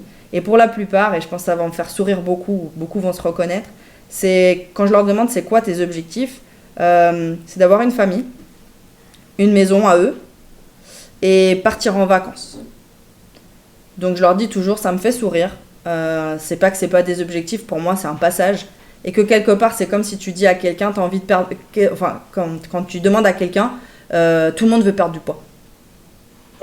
C'est la même chose. Pour moi c'est la même chose. Que si tu me dis, tu veux avoir ta maison, tes enfants et pouvoir partir en vacances, bah pour moi c'est la même chose que quand la plupart des gens ils disent je veux perdre du poids. Mais qui va vraiment le faire déjà? Et pour moi ça c'est beau, tout le monde le veut. Mais qu'est-ce qui te fait te lever chaque matin? Quel est ton vrai pourquoi? Pourquoi tu es sur cette terre et qu'est-ce que tu as envie de créer? Qu'est-ce que tu as envie de faire? Voilà. Mais moi c'est intéressant ce que tu dis parce que moi je me rappelle quand j'étais en Suisse et au Canada, je me levais avec la boule au ventre. J'avais pas envie d'aller au travail. J'avais vraiment pas envie. J'avais la boule au ventre vraiment. Et je me rappelle, heureusement qu'il y avait le décalage horaire. Donc mes amis, merci. Je parlais, je pleurais au téléphone. Je dis oui, j'ai pas envie de me faire allez, courage et tout. Et la meilleure décision que j'ai prise, c'est quand j'ai quitté mon travail de moi-même. Donc mon contrat se terminait. Mais j'ai quitté et je voulais absolument, et je savais que je voulais faire autre chose. Je savais pas quoi et je savais pas autre chose. Et là, en fait, ce que j'explique même à mes coachés, c'est que quand tu comprends ton pourquoi, et comme tu le dis très bien, tu as trouvé ton pourquoi. Moi, je sais que mon pourquoi qui m'a lancé dans l'entrepreneuriat, c'est vraiment d'aider les femmes, mais aussi, en aidant ces femmes-là, je m'aide en fait. C'est vraiment important parce que pour moi, c'est comme tu dis très bien, c'est avoir un pourquoi, avoir une famille, avoir une maison et aller en vacances. Tu n'as pas besoin d'être entrepreneur pour avoir ça. C'est tout, une personne salariée, il faut avoir un pourquoi beaucoup plus grand, même si c'est très louable hein, et c'est très, très, très beau. Hein. Moi, j'ai mes amies, elles ont ça et c'est cool. Hein. Et moi aussi, je veux un jour avoir ça. Mais pour moi, ça ne me définit pas pourquoi je me suis lancée dans l'entrepreneuriat. C'est vraiment quelque chose qui est dans les tripes, que tu sais que même s'il y a des jours, tu n'as pas de résultat, tu vas quand même te lever et bosser. Et alors que dans le salariat, tu n'as pas le choix, tu es un peu forcé, tu sais que tu as le salaire. Et aussi, ce que je me suis dit aussi, c'est que je me dis, mais en fait, moi, même si c'est peut-être bête hein, de dire ça, mais moi, je me dis que le salaire que j'ai galéré juste, je sais que je peux l'atteindre si tout va bien en une journée. Donc, ce qui fait que c'est ce côté un peu adrénaline, challengeant qu'on a aussi dans l'entrepreneuriat, que tu l'as pas dans le salariat, parce qu'en fait, on te bloque à chaque fois. Et je dis pas que le salariat, c'est mal, hein, c'est pas ce que je dis. Et moi, franchement, c'est pas ce que je dis. Faites-le si vous êtes là, que vous êtes. Et c'est bien l'analogie que tu fais avec la perte de poids, parce qu'en fait, finalement, il y a tout le monde qui veut perdre de poids, même ceux qui n'ont pas besoin, ils veulent perdre du poids. Mais le problème, c'est que de le dire et le faire, il y a deux mondes. Quoi. Vraiment... On dit souvent, d'ailleurs, comme Benoît est coach sportif, on dit souvent, tu veux perdre du poids, très bien, mais qu'est-ce que tu veux concrètement ou pourquoi? Pourquoi tu veux perdre du poids? Si tu ne sais pas pourquoi tu veux juste perdre du poids demain, il y a une pizza qui se présente à toi, tu la manges. C'est ça. Parce que tu ne sais pas vraiment pourquoi tu veux perdre du poids. Si tu veux juste avoir une famille, une maison et partir en vacances, tu te lèves les matins, tu ne sais pas vraiment pourquoi. Et je donne souvent cet exercice d'ailleurs à mes coachés. Je dis, mais tout simplement, demande à 5 personnes autour de toi quels sont ses rêves. Et je trouve extrêmement triste de voir que la plupart ne savent même pas quels sont leurs rêves. Ils n'ont pas défini leurs rêves. ils sont là et ils attendent que la vie les porte. Ouais, c'est ça. Et voilà, ils vont travailler tous les matins, ouais, pour faire de l'argent, d'accord, tout le monde travaille pour de l'argent, même les entrepreneurs, on est là pour de l'argent, on ne serait pas là si c'était du bénévolat, en tout cas pas de cette façon-là. C'est clair que si demain, tu me dis l'entrepreneuriat, ça ne sert pas à gagner de l'argent, peut-être, je pense que ce que je fais, je le ferai pour moi dans tous les cas. Et c'est pour ça que, pour moi, j'ai trouvé ce qui me correspond et ce pourquoi je suis alignée, parce que quoi qu'il arrive, je le ferai. Que ce soit pour le monétiser ou pas, je le ferai. Mais dans tous les cas, c'est clair, on est tous là pour l'argent, il faut arrêter de mentir. On est là pour l'argent avant tout. Enfin, avant tout, entre guillemets. C'est pas mon pourquoi de l'argent. Mais par contre, on est là pour ça. Mais la personne qui va travailler, elle est là pour avoir de l'argent, d'accord, elle est là pour payer ses factures. Mais pourquoi elle se lève le matin? Pourquoi elle va chez cet employeur? Pourquoi elle fait ça? Dans quel but? Dans quel objectif? Elle ne le sait pas. Elle ne le sait pas. Et c'est ça qui est triste. Et moi, c'est intéressant ce que tu dis, parce que moi, je fais la même analogie avec le fait que moi, je réfléchis toujours avec mes coachés, c'est pourquoi elles ont pris du poids. Et aussi comprendre aussi, généralement, c'est parce qu'elles prennent du poids, parce qu'elles ne savent pas qui elles sont. Et je me dis, mais comment tu peux vouloir aller à un point B si toi-même, tu ne sais pas qui tu es ou qui tu veux être, en fait. Et généralement, elles ne savent pas parce que elles sont influencées par les autres ou elles ne s'autorisent pas aussi, parce que des fois aussi, c'est ça, c'est qu'on ne s'autorise pas à voir grand ou à voir une personnalité grande, qu'on n'est pas peut-être que on a toujours été en tout cas mon cas, c'est la fille parfaite qui n'ose pas, faut pas oser la voix, même si j'ai mon caractère, hein, mais faut pas oser la voix plus que l'autre, parce que sinon on dit que t'es une mauvaise, tout ça, à te dire, non, en fait, je suis une femme, j'ai des responsabilités, j'ai envie de dire ça, j'ai envie de faire ça, et je tape du poing, même si c'est pas ça. Et c'est vrai qu'il y a beaucoup de gens qui ne savent pas qui elles sont. Et moi, c'est vraiment l'exercice que je fais, parce que je me dis, mais en fait, qui tu es, en fait, qui tu veux être et qui tu es actuellement. Et dans 90% de mes clientes, de mes coachés, elles ne savent pas qui elles sont. Non, elles savent pas. Elles savent pas. On ne travaille pas exactement dans le même domaine, toi et moi, quoique ça se rapproche. Mais c'est vrai, c'est le mal de beaucoup de personnes, elles ne savent pas qui elles sont. Et je trouve aussi compliqué cet exercice, moi, personnellement, dans ma personnalité. De nouveau, je sais qui je suis par rapport à ça. Je sais que c'est compliqué pour moi de savoir qui je suis. Parce que je veux tellement être parfaite, et aujourd'hui, je travaille énormément là-dessus. C'est mon travail à moi de développement personnel, parce que je connais ma blessure et c'est un combat quotidien. Même aujourd'hui, je suis loin d'avoir guéri ma blessure. Je sais que c'est difficile, par exemple, pour les personnes qui sont comme moi ou qui souffrent de la blessure de l'abandon, parce qu'on vit au travers du regard des gens. Et c'est très dérangeant. Et même quand tu le sais, moi je le sais, c'est hyper c'est dangereux pour soi-même. Parce qu'au final, qui on est vraiment, et il y a des personnes pour lesquelles, ou des personnalités, je dirais, pour lesquelles c'est plus facile de se définir et de savoir qui elles sont, comme les personnalités typiquement comme mon conjoint Benoît. Il est assez au clair sur qui il est, sur qui il n'est pas, qu'est-ce qu'il veut, qu'est-ce qu'il ne veut pas, etc. Mais il y a d'autres personnalités, par exemple comme la mienne, où ça va être beaucoup plus compliqué parce qu'on a toujours vécu par rapport au regard des autres. Donc, en fait, on ne sait plus, au fond de nous, qui on est vraiment, qu'est-ce qu'on veut vraiment, et est-ce que ce n'est pas qu'est-ce que l'autre veut plutôt que qu'est-ce qu'on veut nous, ou qu'est-ce qu'on croit que l'autre veut. C'est encore pire. Et ça, c'est un combat quotidien. Et je pense que il y a déjà un niveau entre ne pas du tout être conscient, savoir un peu plus. Et c'est vrai que c'est un travail aussi que je fais avec tout le monde parce que c'est important de savoir quelles sont tes qualités, quels sont tes défauts. C'est ça aussi qui va diriger le travail que tu as envie de faire sur toi ou ton business ou n'importe quoi. Parce que si tu connais un minimum tes défauts et tes qualités, tu sais que tu as ces défauts-là, déjà accepte-les, mais c'est surtout bosse à fond sur tes qualités. Développe tes qualités fois 10 000 et arrête de te concentrer sur tes défauts. Accepte-les juste. Parce que, de nouveau, pour les personnes qui veulent être parfaites, entre guillemets, comme moi, c'est compliqué de les accepter, mais accepte-les, tu es comme ça, tu as le droit, tu es imparfaite, c'est normal, on est tous imparfaits, tu as ces défauts-là, mais ne te concentre pas plus là-dessus, parce que c'est pas ça qui va te faire grandir. Concentre-toi sur tes qualités et travaille à fond sur tes qualités, c'est tout. Moi, je sais que je suis quelqu'un de relationnel, je suis quelqu'un qui a on va dire, la communication facile, je parle facilement, je vais développer ça à fond. Forcément, c'est moi qui vais aller sur les réseaux, c'est moi qui vais parler dans les réseaux parce que c'est mon point fort. Et si tu travailles tes points forts, tu as une longueur d'avance parce que c'est déjà ton point fort. Ah, mais c'est ça. Et surtout, en plus, ce qui est important de ce que tu dis, c'est se concentrer sur le point fort parce que l'être humain, en tout cas, surtout ceux qui sont dans la perfection, moi, je sais que je suis perfectionniste et que surtout quand tu es hypersensible, c'est accentué. Hein. Oui. Je pense que là… On va même pas parler de l'hypersensibilité encore. Voilà. Et moi, je me rappelle au début, j'en ai parlé avec vous, ceux qui me suivent depuis le début, c'est que mon site, j'ai mis 3 mois à le faire juste parce qu'il n'y avait pas les bonnes couleurs selon moi. Ouais. Et c'est horrible en fait, mais en fait c'était par rapport parce qu'il faut pas oublier que le perfectionniste il est dur envers lui-même, mais aussi dur envers les autres, mais on est plus dur envers nous-mêmes.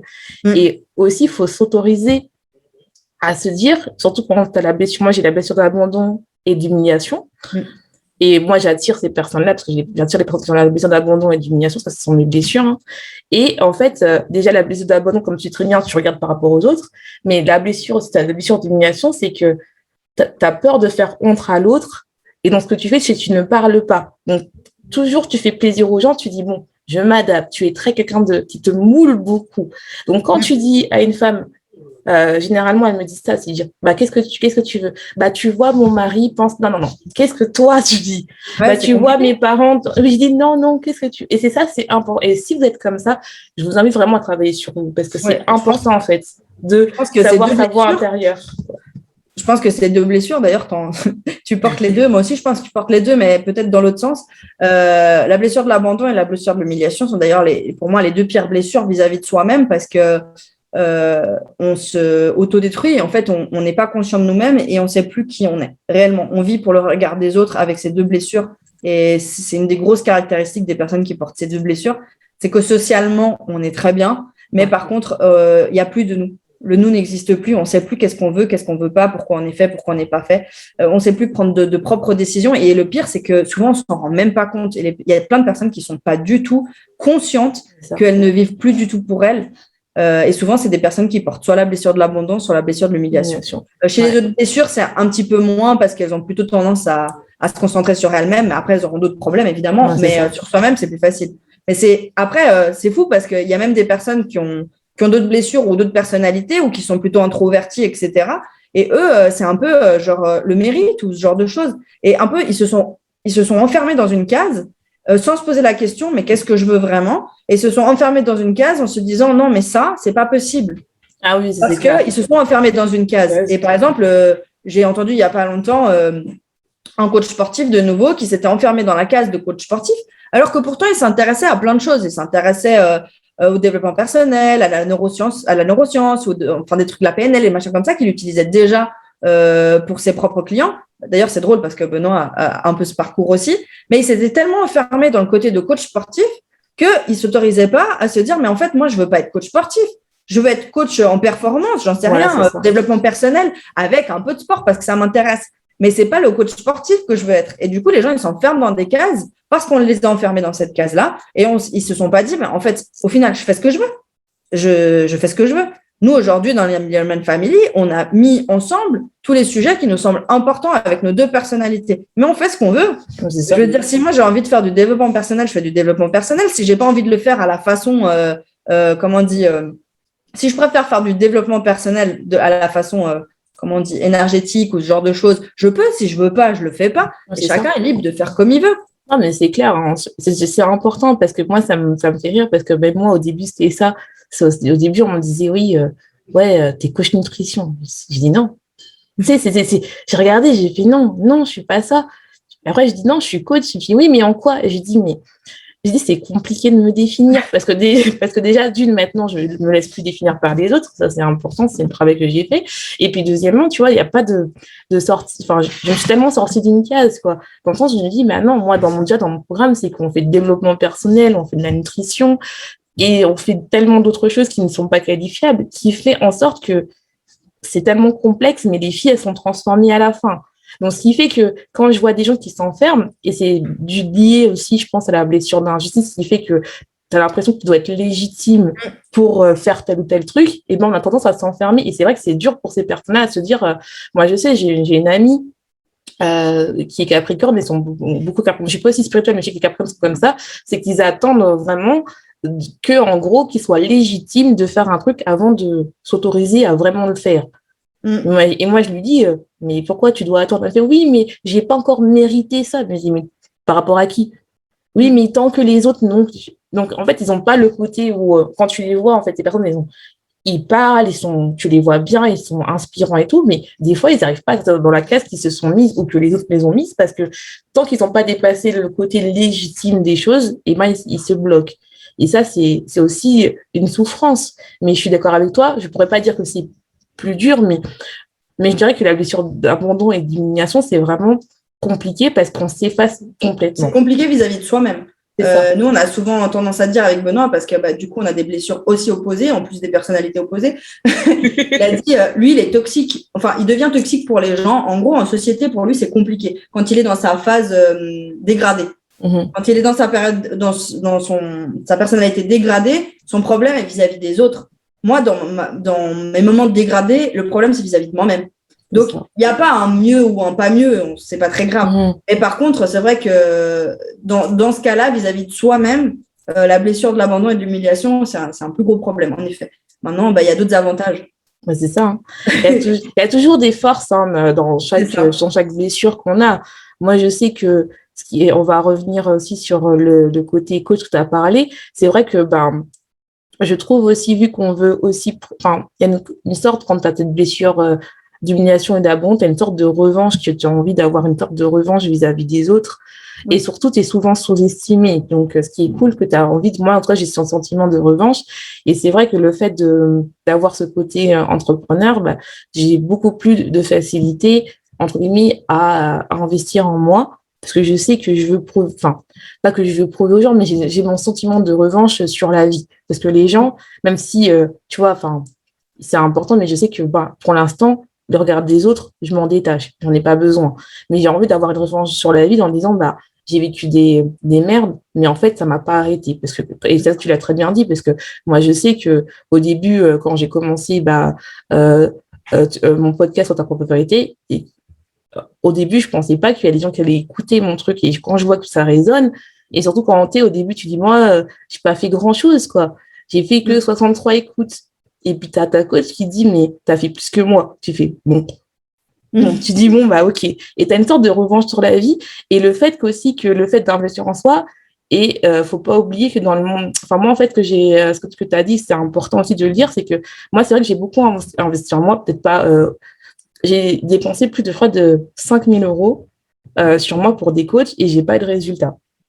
Et il y avait un moment aussi, et il y a beaucoup de gens qui m'ont dit, sur mon entourage, mais tu regardes, tu perds des coachs, mais t'as pas de résultat, ta nana, tu devrais arrêter, tu donnes l'argent gratuitement comme ça et tout. Et moi, je disais, mais en fait, oui, c'est vrai que pour l'instant, il y a toujours cette phase en toi qui dit, bon, c'est vrai que j'enrichis plus le coach que moi.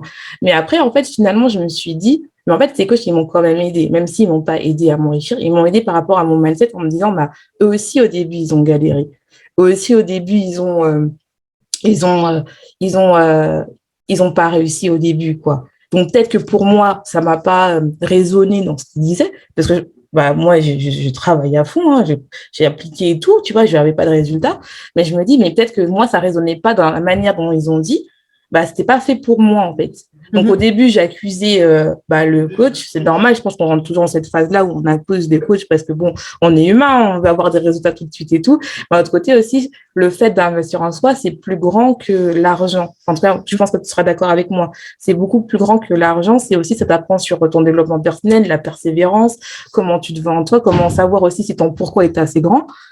Parce que si c'était... moi, je trouve qu'au bout d'un moment, c'est juste pour gagner de l'argent, tu retournerais au salariat parce que bon, c'est beaucoup plus facile de gagner de l'argent avec un salaire que, enfin, surtout au début, pas à la fin, parce que quand tu t'enchaînes comment on dit, l'exponentiel, ça y est, c'est bon. Mais le temps d'atteindre cet exponentiel, ça peut prendre, on ne sait pas combien de temps ça prend. Et moi, ma coach, elle m'appelle, c'est le canal d'impatience. Donc, c'est le canal d'impatience qui fait que tu ne sais pas quand ça va arriver. Surtout, voilà. Mais je me dis que ça t'apprend tellement de choses sur toi, mais ça ne me dérange pas non plus d'investir sur moi. Et je sais qu'il y a beaucoup de gens, ça les freine, en fait, parce qu'ils ont peur du résultat. Je te rejoins, mais totalement dans tout ça. Premièrement, c'est exactement le pourquoi on a mis Road to Million en place. En gros, ça c'est par rapport à nous, hein, mais on en a marre un peu de voir des entrepreneurs qui montrent que la partie bling-bling et paillettes de la vie d'entrepreneur. Et que du coup, aujourd'hui, il faut se dire, avec le Covid, l'entrepreneuriat est devenu à la mode et tout se fait de façon n'importe comment. En plus, pareil, toutes ces histoires d'investissement, c'est à la mode. Tout le monde croit à la richesse en un claquement de doigts. Si c'était si facile, voilà, ça se saurait. Maintenant, oui, on peut gagner beaucoup d'argent très vite, je n'en doute pas. Mais par contre, qui c'est qui reste là-haut ? Ça, c'est une autre question. Des gens dans le e-commerce qui ont gagné des millions très vite, il y en a eu plein. Aujourd'hui, ils se retrouvent obligés à devoir faire des arnaques à la consommation pour rester dans leur train de vie. Et je parle de sources sûres et certaines, dans le sens où c'est la réalité. Ça veut dire qu'ils ont très bien gagné leur vie, entre guillemets, ils ont eu aussi le facteur chance. Malgré tout, il y a du travail, mais il y a aussi le facteur chance, et d'autant plus dans le e-commerce, parce qu'il faut trouver le bon produit, etc. Ils sont montés très vite, très rapidement, ils sont jeunes, ils n'ont pas d'expérience, ils n'ont pas commis les erreurs qu'on doit commettre, ils ne se sont pas mangés, j'ai envie de dire. Et quelque part, c'est très bien. Et je veux dire, j'envie absolument pas ces personnes. Et c'est génial ce qu'ils ont construit. Mais par contre, très, très peu arrivent à rester là-haut et se retrouvent avec un tel niveau de vie qui est arrivé tellement vite dans leur, sous eux, qu'ils se retrouvent obligés aujourd'hui pour gagner et pour garder ce niveau de vie, de trouver des astuces pour garder ce niveau de vie. Alors, après, chacun est libre de faire ce qu'il veut, chacun est libre avec sa conscience. Mais c'est aussi pour ça qu'on a créé Road to Million, pour montrer que la vie d'entrepreneuriat, ce n'est pas comme bling bling et paillettes. Il y a aussi des moments durs, il y a aussi des moments compliqués. C'est pas rose tous les jours, ça prend du temps. Et j'ai vraiment à cœur de montrer tout ce parcours. Je sais pas du tout combien de temps ça va prendre, c'est un mystère pour moi aussi. Je sais pas de quelle façon ça va se dérouler, c'est un mystère pour moi aussi. Je suis pas devant, j'en sais rien. Si ça se trouve, ça va me prendre une année comme ça va me prendre 10 ans, j'en sais rien. Mais par contre, je veux absolument montrer aux gens que l'entrepreneuriat, c'est aussi de la difficulté, c'est des échecs et que ça fait partie totale de la réussite. Et que si on n'est pas prêt à assumer la difficulté, les échecs et les chutes, il faut pas aller là-dedans parce que tu peux pas. Il faut pas croire qu'en un mois, comme ça peut arriver. Tu peux avoir de la chance, ça n'arrive pas. Mais ça représente quasi personne. Il faut arrêter de croire que tous ceux qu'on met en avant et qu'on médiatise, ça représente la majorité. Pour moi, et quand je rebondis sur une deuxième chose qui est l'entrepreneuriat, pour moi, c'est le plus beau métier parce que, comme tu l'as dit si bien, c'est aussi le plus difficile. Parce que tu ne peux pas réussir si tu ne travailles pas sur toi. Tu ne peux pas réussir si tu n'apprends pas à te connaître toi, mais aussi les autres. Et c'est pas possible. Donc, pour moi, c'est un des seuls métiers, si on peut appeler ça un métier, qui permet de travailler beaucoup de choses. Mais c'est aussi le plus difficile. Donc, oui, en tant qu'entrepreneur, pour nous, au final, le salariat, c'est facile. Donc, il faut arrêter de croire quand on est salarié que l'entrepreneuriat, c'est facile. Parce que nous qui avons vécu les deux, on sait très bien quel est le facile, en fait. Le salariat, j'ai envie de dire non, c'est peut-être pas facile de trouver un boulot, c'est peut-être pas facile les études, j'en sais rien à quel niveau de salariat on est. Mais par contre, voilà, le salariat, on fait son travail avec les prises de tête que ça engendre. Mais le travail, il est fait, on reçoit de l'argent. L'entrepreneuriat, on ne sait jamais combien on va gagner à la fin du mois. On ne sait pas si on va être à 0, à moins 10, à moins 80 000, par exemple, ou à 1 million. On n'en sait rien. Et c'est ça aussi qui est très important pour moi. Et c'est pour ça que dans Million Man Family, on ne dissocie pas le business, le cash flow et l'investissement. Parce que pour nous, tu ne peux pas avancer si tu ne sécurises pas ta richesse. Et tu peux pas avancer sans la sécuriser parce que du jour au lendemain, tu peux te péter la gueule. Et c'est pour ça que pour nous, c'est important aussi le côté investissement bien fait. Il faut arrêter de croire aussi tout ce qui se passe dans le monde de l'investissement avec les robots trading et ce genre de choses. Mais bon, c'est pas le sujet du jour. Bien fait pour pouvoir sécuriser ton avenir et te dire, plus je monte, ça prend du temps, mais je peux pas retourner en arrière ou très difficilement. Non, mais je suis tout à fait d'accord avec toi et j'adore cette vision-là parce que c'est vrai que beaucoup de gens, c'est facile et moi, c'est vraiment ça aussi que je veux dire par rapport à True for Amazing, ma marque. C'est vraiment je trouve qu'il y a beaucoup de gens dans le développement personnel et qui te balancent juste des fiches comme ça alors que c'est beaucoup plus compliqué que ça. Alors oui, c'est facile de lire des fiches, mais vraiment l'appliquer et vraiment comprendre en fait qui tu es, c'est dur parce que des fois, tu peux demander à n'importe qui dans la rue, ils savent pas qui ils sont. Et c'est pas parce que, en fait, toi, ça se voit par rapport à ton poids ou par rapport à ton mallette, se voit par rapport à ton poids ou parce que tu as plus de ventre ou quoi, que t'es moins dans un mal-être qu'une personne qui n'a pas de problème physique. Et ça que je veux vraiment faire comprendre aux femmes, parce que moi, je m'adresse exclusivement aux femmes, même si je sais qu'il y a des hommes qui m'écoutent, n'hésitez pas à écouter, vous inquiétez pas, vous êtes bienvenus. Mais à vraiment leur faire comprendre que vous avez le droit d'exister, vous avez le droit de porter votre voix et que vous avez le droit d'être vous-même, en fait, sans attendre l'approbation des autres, et ça, c'est très important. Et bien sûr, moi, je trouve que moi, c'est ça qui m'a appris l'entrepreneuriat, c'est vraiment le fait de réavoir confiance en moi. Ça m'a appris à avoir confiance en moi, à croire en moi tous les jours et à croire, et à, comme tu dis très bien, à rêver grand, en fait. Parce que je me suis autorisée à rêver grand, je me suis autorisée à voir qu'est-ce que je veux pour mon entreprise. Je rencontre tellement des belles personnes entrepreneurs et qui je me dis, mais c'est possible. Et donc, quand tu vois ça, c'est super beau.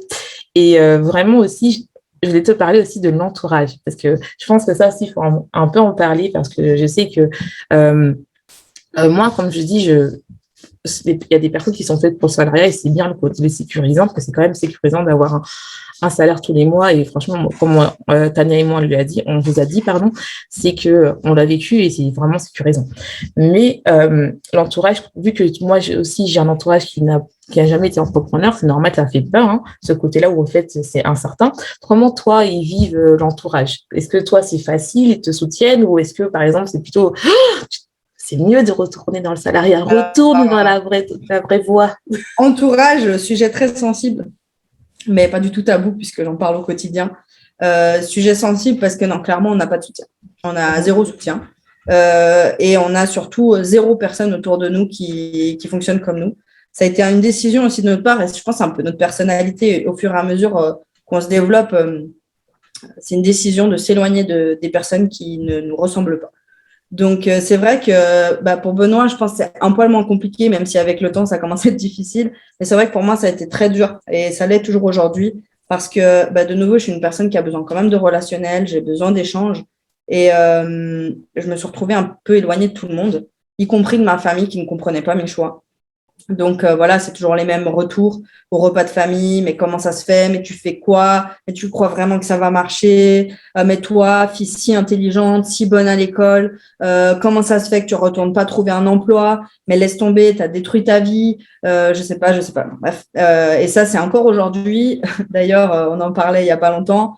Je me suis même retrouvée à malheureusement devoir bloquer ma mère et mon frère de mes stories. Alors, je ne sais pas s'ils vont entendre ce podcast ou pas, mais dans tous les cas, j'assume totalement mes choix parce que j'avais tout le temps des retours sur ce que je faisais, mon exposition sur les réseaux, le fait que voilà, c'est quand même bizarre qu'avec les études que j'ai faites, je ne sois pas en train de rechercher un travail. Enfin bref, voilà, on ne va pas s'éterniser sur le sujet, mais c'est vraiment très, très compliqué. Et c'est aussi pour ça que ça a pesé une grande partie dans la décision d'arrêter le e-commerce. Parce que dans le e-commerce, on s'enfermait totalement derrière notre PC. Faut dire ce qu'il est. Un e-commerçant passe la majorité de son temps derrière son PC à parler à personne. Grave. Alors déjà, c'est compliqué parce qu'on peut parler à personne autour de nous. Et c'est très difficile, mais on apprend à le faire, à se taire. Parce que ça n'amène qu'à des conflits, en fait. Dès qu'on parle de ce qu'on fait, de nos projets autour de nous, ça n'apporte que des conflits. Donc, c'est pas bon, ni pour les gens qui nous entourent, ni pour nous-mêmes, hein, tout simplement. Et c'est quelque chose qu'on essaie d'appliquer au maximum aujourd'hui. Mais grâce au fait qu'on a changé de domaine, aujourd'hui, ça va mieux parce que quand même, je commence à, grâce au coaching, au réseau, etc., je commence à assouvir un peu ce besoin d'entourage qui me correspond, qui me ressemble et de gens sur qui je peux un peu plus m'épauler. Donc, ouais, clairement, l'entourage, je pense que c'est un gros point. Alors, ceux qui ont un entourage qui les soutient, mais franchement, je sais pas comment dire, mais soyez hyper reconnaissants parce que franchement, c'est pas évident. Et pour les autres, j'ai envie de dire, éloignez-vous. C'est pas facile, mais il faut s'éloigner. Et il y a pas longtemps, j'ai juste appris que c'était Franck Nicolas, pour ceux qui connaissent, qui disait qu'il y a 2 règles. C'est ne jamais donner son avis à quelqu'un qui l'a pas demandé et ne pas chercher à changer quelqu'un qui n'est pas prêt à changer. Ouais, voilà. Donc, et c'est vrai que malheureusement, quand on se lance, on a tout le temps tendance à vouloir ouvrir les yeux aux gens qui nous entourent parce que, comme on dit, nous, on a ouvert la porte.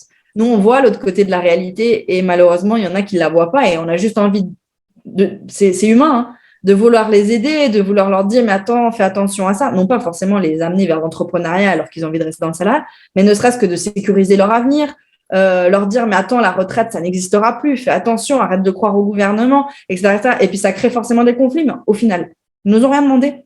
Non. Ces gens-là, ils nous ont rien demandé. Donc, tout simplement, il faut peut-être arrêter de chercher à parler avec des gens qui ne nous comprennent pas, qui ne nous comprendront pas, et de toute façon, qui ne nous écoutent pas, parce que nous, on ne les écouterait pas non plus, en fait. Simplement. Non, mais c'est ça. Hein. Et puis, à côté, ils font la même chose. Enfin, moi, tu sais, moi, je sais, par exemple, de mon côté, moi, c'est paradoxal. C'est-à-dire qu'ils me soutiennent, sans me soutenir véritablement. C'est-à-dire qu'ils Ouais. disent rien, Oui. mais de Tu temps sens qu'il y en en a temps, tu vois. Mais je les remercie parce que franchement, s'ils n'étaient pas là, je ne pourrais pas faire ce que je fais. Parce que bon, je peux me permettre de ne pas travailler parce que je n'ai pas de loyer. Donc, Ouais. ce qui fait que je peux prendre 100% sur mes coachés. Et mes coachés, bah, voilà, tu vois, le temps de monter Beyond True, bah, c'est bien, tu vois. Et mes coachés, elles voient des résultats et tout ça et tout ça. Et je dis la vérité. Je dis aussi, vous allez voir, c'est compliqué, vous allez trouver qui vous êtes et ça prend du temps. Parce que bon, les gens qui disent comme ça, comme tu dis très bien, ça existe. Hein. On ne dit pas que ça n'existe pas, mais c'est exceptionnel. Et moi, je dis très bien, moi, c'était mon syndrome du sauveur que j'ai arrêté. C'est qu'avant, je voulais sauver tout le monde. Mais tu ne peux pas sauver des gens qui ne veulent pas être sauvés. C'est Donc ça. maintenant, bah, je me C'est très compliqué. C'est franchement très compliqué à ne pas le faire. Et ce qui est très drôle et paradoxalement, c'est que moins on le fait, et plus les gens ils commencent à venir se poser des questions. Mais c'est ça. Moi, ça m'arrive en ce moment. En ce moment, je me suis pas mal reposée sur Instagram. J'ai fait une pause que j'étais malade et tout ça. Et je vois les gens qui viennent me poser des questions, mon entourage et tout. Des fois, mais on te voit plus et tout ça. Puis tu te dis, mais en fait, je suis en train de retravailler ma stratégie Instagram et tout ça. Puis c'est bon, bon, attends. Mais c'est bizarre parce que tu sais, avant, quand tu es dedans, enfin, quand tu vois, les gens, ils te posent pas des questions.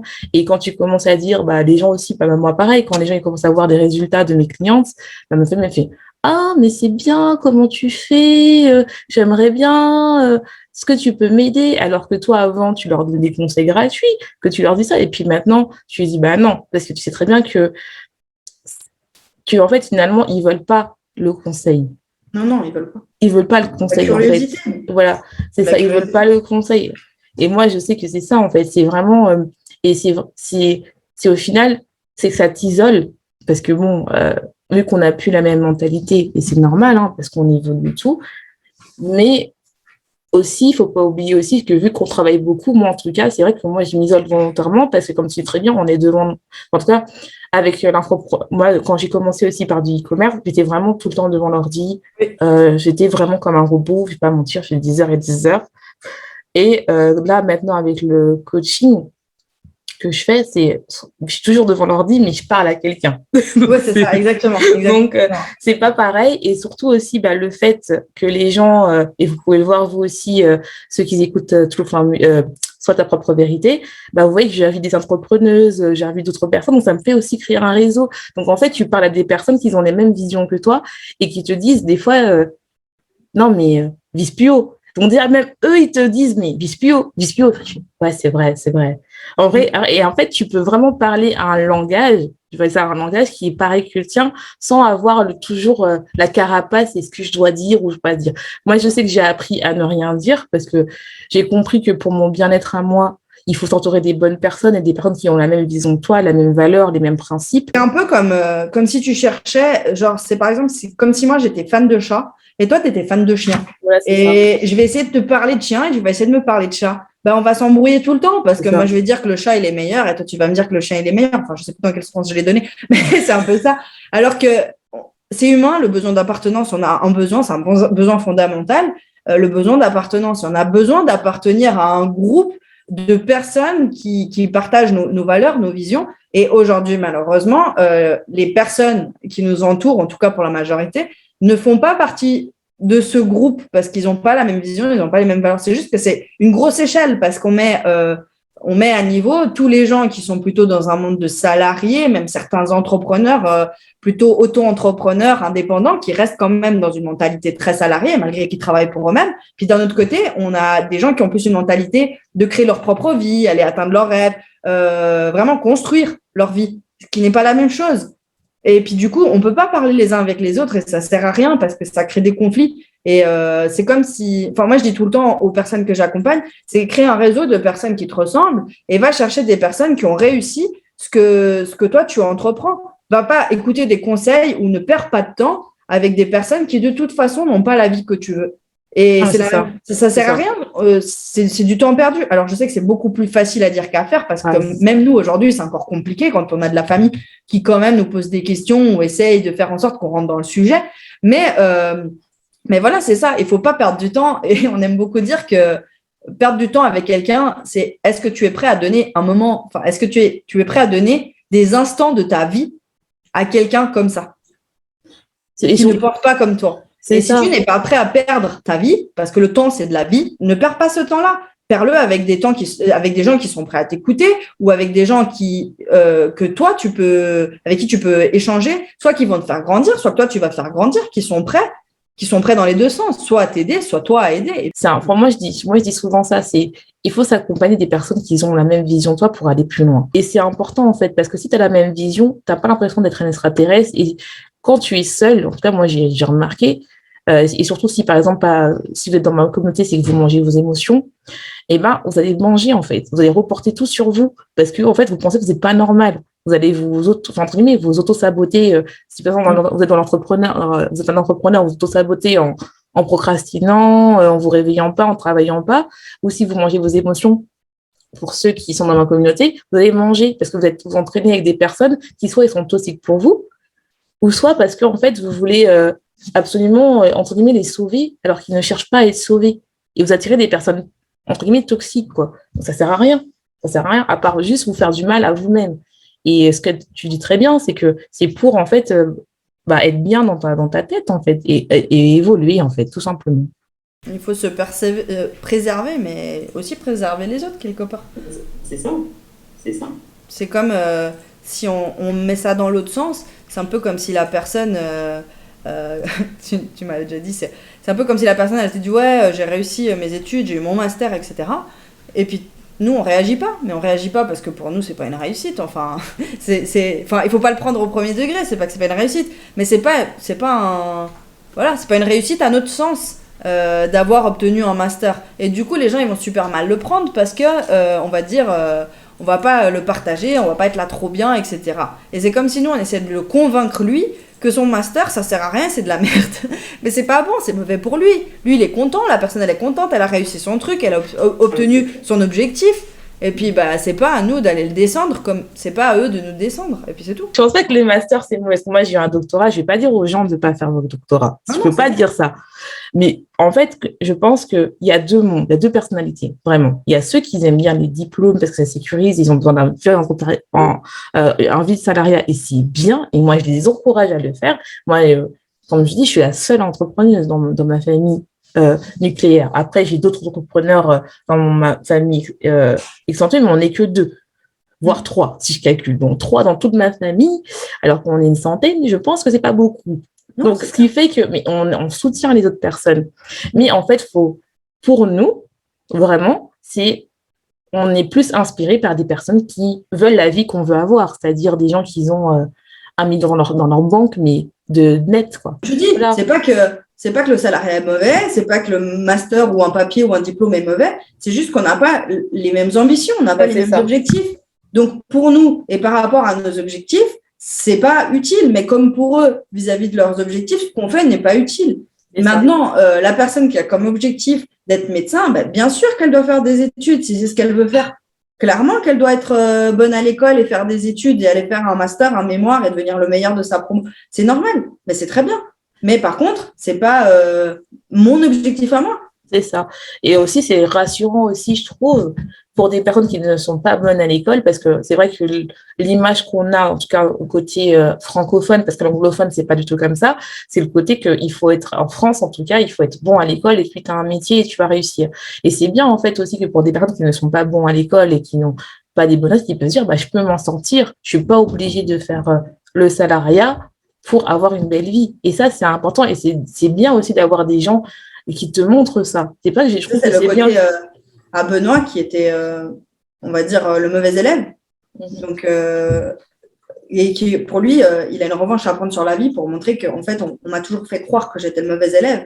Mais en fait, c'est pas que j'étais mauvais élève, c'est que l'école n'était pas faite pour moi. Et ça, c'est, comme tu dis, c'est très important de le souligner parce qu'on n'est pas tous faits pour l'école. Et ça ne veut pas dire que ceux qui ne sont pas faits pour l'école ou qui ont des difficultés à l'école ne sont pas intelligents ou ne sont pas capables d'arriver très loin. Il faut arrêter de mettre les personnes qui ne sont pas bonnes à l'école dans des cases qu'on a envie de leur mettre le plus bas possible dans la société. Non. Maintenant, si la personne elle a envie d'être là-dedans, elle a le choix, elle peut. De nouveau, je dénigre aucun métier, mais il ne faut pas mettre les gens dans ces cases. C'est comme quelqu'un qui est bon à l'école, il n'est pas fait que pour être médecin.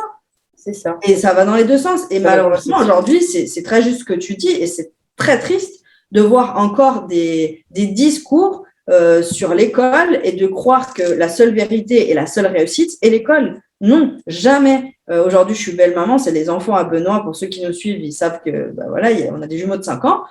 Jamais, s'il y en a un qui aura une difficulté scolaire, on lui dira qu'il est nul, qu'il n'est pas bon et qu'il va gâcher sa vie.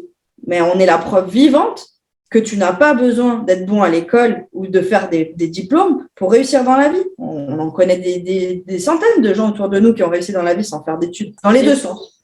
Mais c'est ça, et surtout aussi, c'est parce que aussi, je pense aussi dans beaucoup de têtes des gens, c'est entrepreneur égale feignant et on reste à dormir. Or que c'est faux.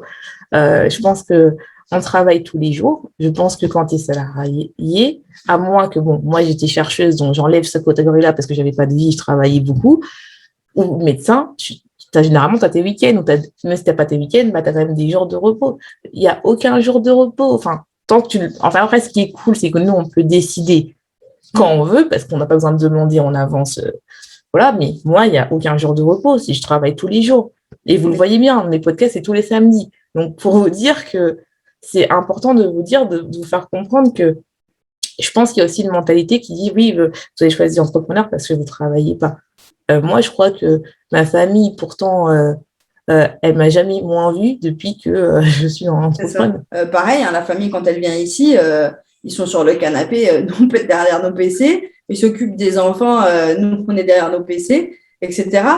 Oui, on travaille énormément. Maintenant, je pense que la seule différence, et en tout cas, c'est ce que moi, je ressens, c'est que je n'ai jamais l'impression de travailler. C'est ça.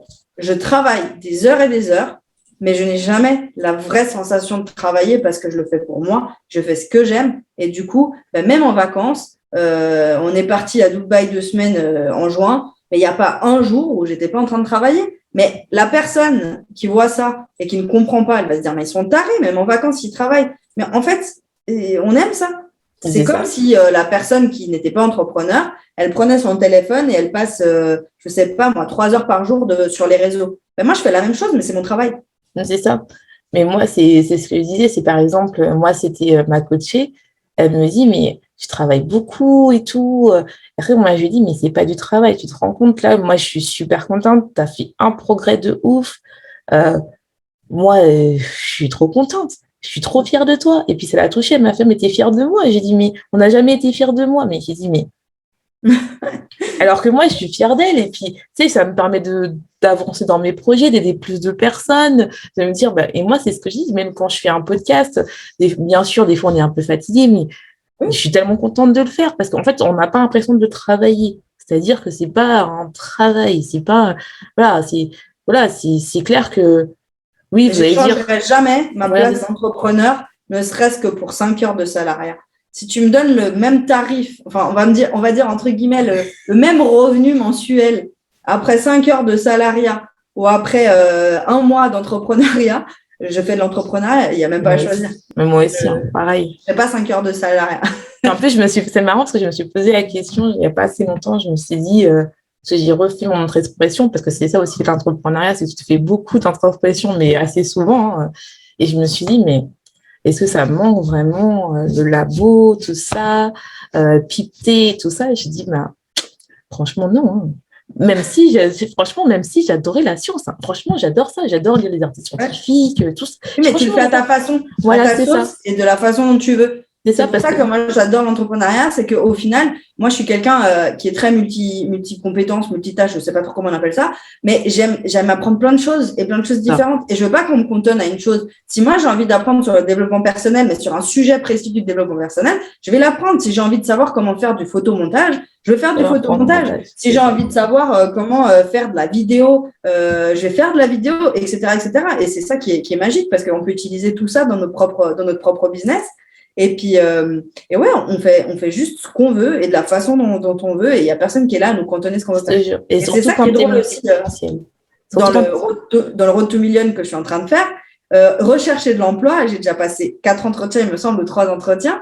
Et j'ai toujours cette sensation de me dire, mais je ne suis pas du tout dans ce monde-là. Et quelque part, j'ai une part de moi qui me dit, mais ça va être horrible si je dois retourner travailler parce que je ne suis plus du tout alignée à ça. Et d'un autre côté, je me dis, mais quelque part, c'est très bien parce que ça va encore plus me montrer que je veux pas ça.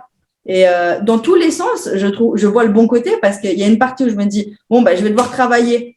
C'est une chose, c'est chiant, mais je sais que c'est passager. Et d'un autre côté, je me dis, mais c'est très bien, je vais pouvoir me remettre dans la peau de mes coachés aussi ou de gens qui sont dans cette situation-là, trouver encore plus les bons mots pour leur dire, est-ce que c'est vraiment ce que tu veux, le vivre, le revivre, parce que finalement, ça fait plus de 4 ans que je suis pas dans le salariat, parce que mes derniers emplois, je les ai fait en home office, je me déplaçais genre une fois tous les 15 jours dans la boîte, donc on peut pas vraiment dire que c'est une position courante de salarié.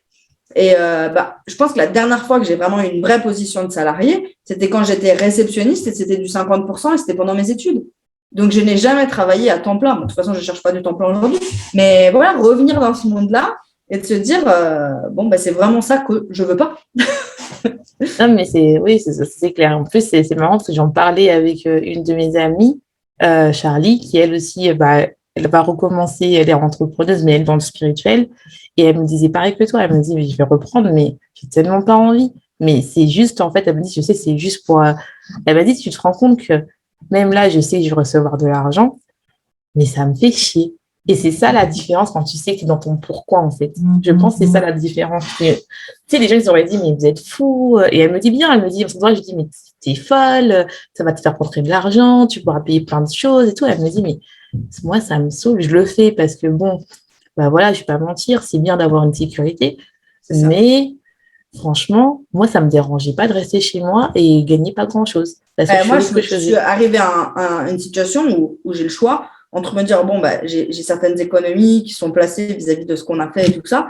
Est-ce qu'on va puiser dedans ou alors, je me dis, je cherche quelque chose à temps partiel. Et puis, ça permet quand même de créer, de pas aller puiser dans les économies tout en continuant le business. Et puis, ça prendra tant que ça prendra. Et puis, il n'y a pas de stress à se dire, il faut absolument faire rentrer de l'argent là maintenant et commencer à utiliser des techniques qui, à mon sens, ne correspondent pas à mon éthique. Donc, c'est clair. Je préfère me dire, j'ai fait le choix. J'avais le choix de ne pas rechercher de l'emploi et de vivre sur les économies. Mais pareil, les économies, c'est limité. Je préfère utiliser ces économies dans de l'investissement, me dire que je vais chercher un emploi. Et puis, si Million Man Family explose plus vite que prévu, tant mieux, j'aurais pas eu besoin d'aller travailler. Mais en attendant… En fait, moi, je pense que si vous pouvez tenir un message de ce podcast, et je pense que je vais te demander de te dire, pour terminer ce podcast, quels sont tes derniers mots et qu'est-ce que tu veux dire comme message. Mais moi, ce que j'aimerais bien que vous retenez, c'est vraiment faites ce que vous plaisez, que ce soit dans le salariat ou dans l'entrepreneuriat.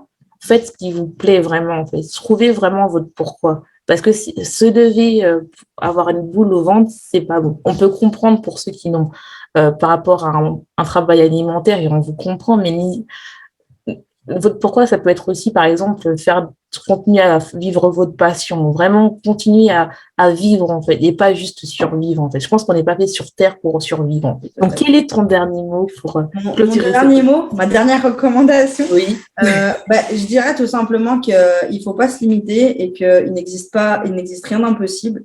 Nous, on est beaucoup sur la construction de richesse, on l'assume totalement. Et par rapport à ça, j'ai envie de dire que tout le monde peut devenir riche, tout le monde, même en partant de zéro, dès le moment où il connaît les stratégies, qu'il met en place les bonnes stratégies et surtout qu'il y croit et qu'il avance dans ce sens-là et qu'il n'ait pas peur d'ouvrir son esprit et qu'il doit ouvrir son esprit pour justement ouvrir cette porte dont on parlait tout à l'heure et passer de l'autre côté. Juste ça. Et si on veut te rejoindre, déjà, alors si tu veux qu'on se rejoigne et si tu as une offre en ce moment que tu voudrais partager, parce que peut-être qu'il y a des gens que ça leur a donné envie déjà de comprendre qu'est-ce que c'est Million Man Family et surtout aussi peut-être qu'ils veulent peut-être pas se lancer dans l'entrepreneuriat, mais peut-être aussi apprendre à investir peut-être ou un truc comme ça. Donc, où on peut te contacter et quelle est ton offre du moment? Tout simplement, sur Instagram, on est sous Million Man Family. On nous trouve très simplement. Là, on partage notre quotidien, notre valeur, justement comment nous-mêmes, on met en place toutes nos propres stratégies pour arriver au million. Donc, de là, les gens ils peuvent nous suivre notre quotidien. Aujourd'hui, on n'a actuellement que du mentorat en place, vraiment pour permettre aux personnes sur 5 semaines de créer un plan stratégique pour savoir à court, moyen et long terme qu'est-ce qu'ils doivent mettre en place en termes de développement personnel, business, mais aussi investissement. On leur donne un maximum de clés pour qu'à la fin de ces 5 semaines d'accompagnement, les personnes aient un plan précis. Souvent, on rencontre des personnes qui sont un peu perdues, qui ne savent pas trop dans quoi aller, qui ne savent pas se lancer, qui a trop d'informations de partout et qui ne savent pas quelle stratégie mettre en place. Et d'ici la fin de l'année, on a prévu de mettre en place une académie qui, du coup, sera accessible à des plus petits budgets, accessible à beaucoup plus de monde. Et là, le but, ce sera de faire un live hebdomadaire avec un FAQ à la fin, vraiment sur les sujets qui regroupent la Million Man Family, que ce soit le business, des stratégies business à mettre en place pour faire grossir son business pour les infopreneurs, mais aussi dans les investissements et le développement personnel. Et on a prévu aussi de faire intervenir un maximum de personnes au fur et à mesure du temps. Cette académie n'est pas encore lancée, mais c'est en cours de route. Donc, voilà. De toute façon, je mettrai tout. Alors, pour ceux qui sont sur YouTube, je vous mettrai tous les liens sur la vidéo et en barre d'infos, et en podcast, comme d'habitude, ça sera en description. Vous aurez tous les liens.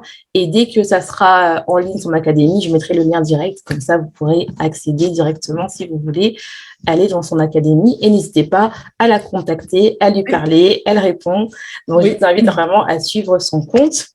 Donc, merci encore d'avoir participé à ce podcast. J'ai trouvé qu'il était super intéressant. J'ai vraiment adoré le faire avec toi, Tania. Moi aussi, c'est plaisir partagé.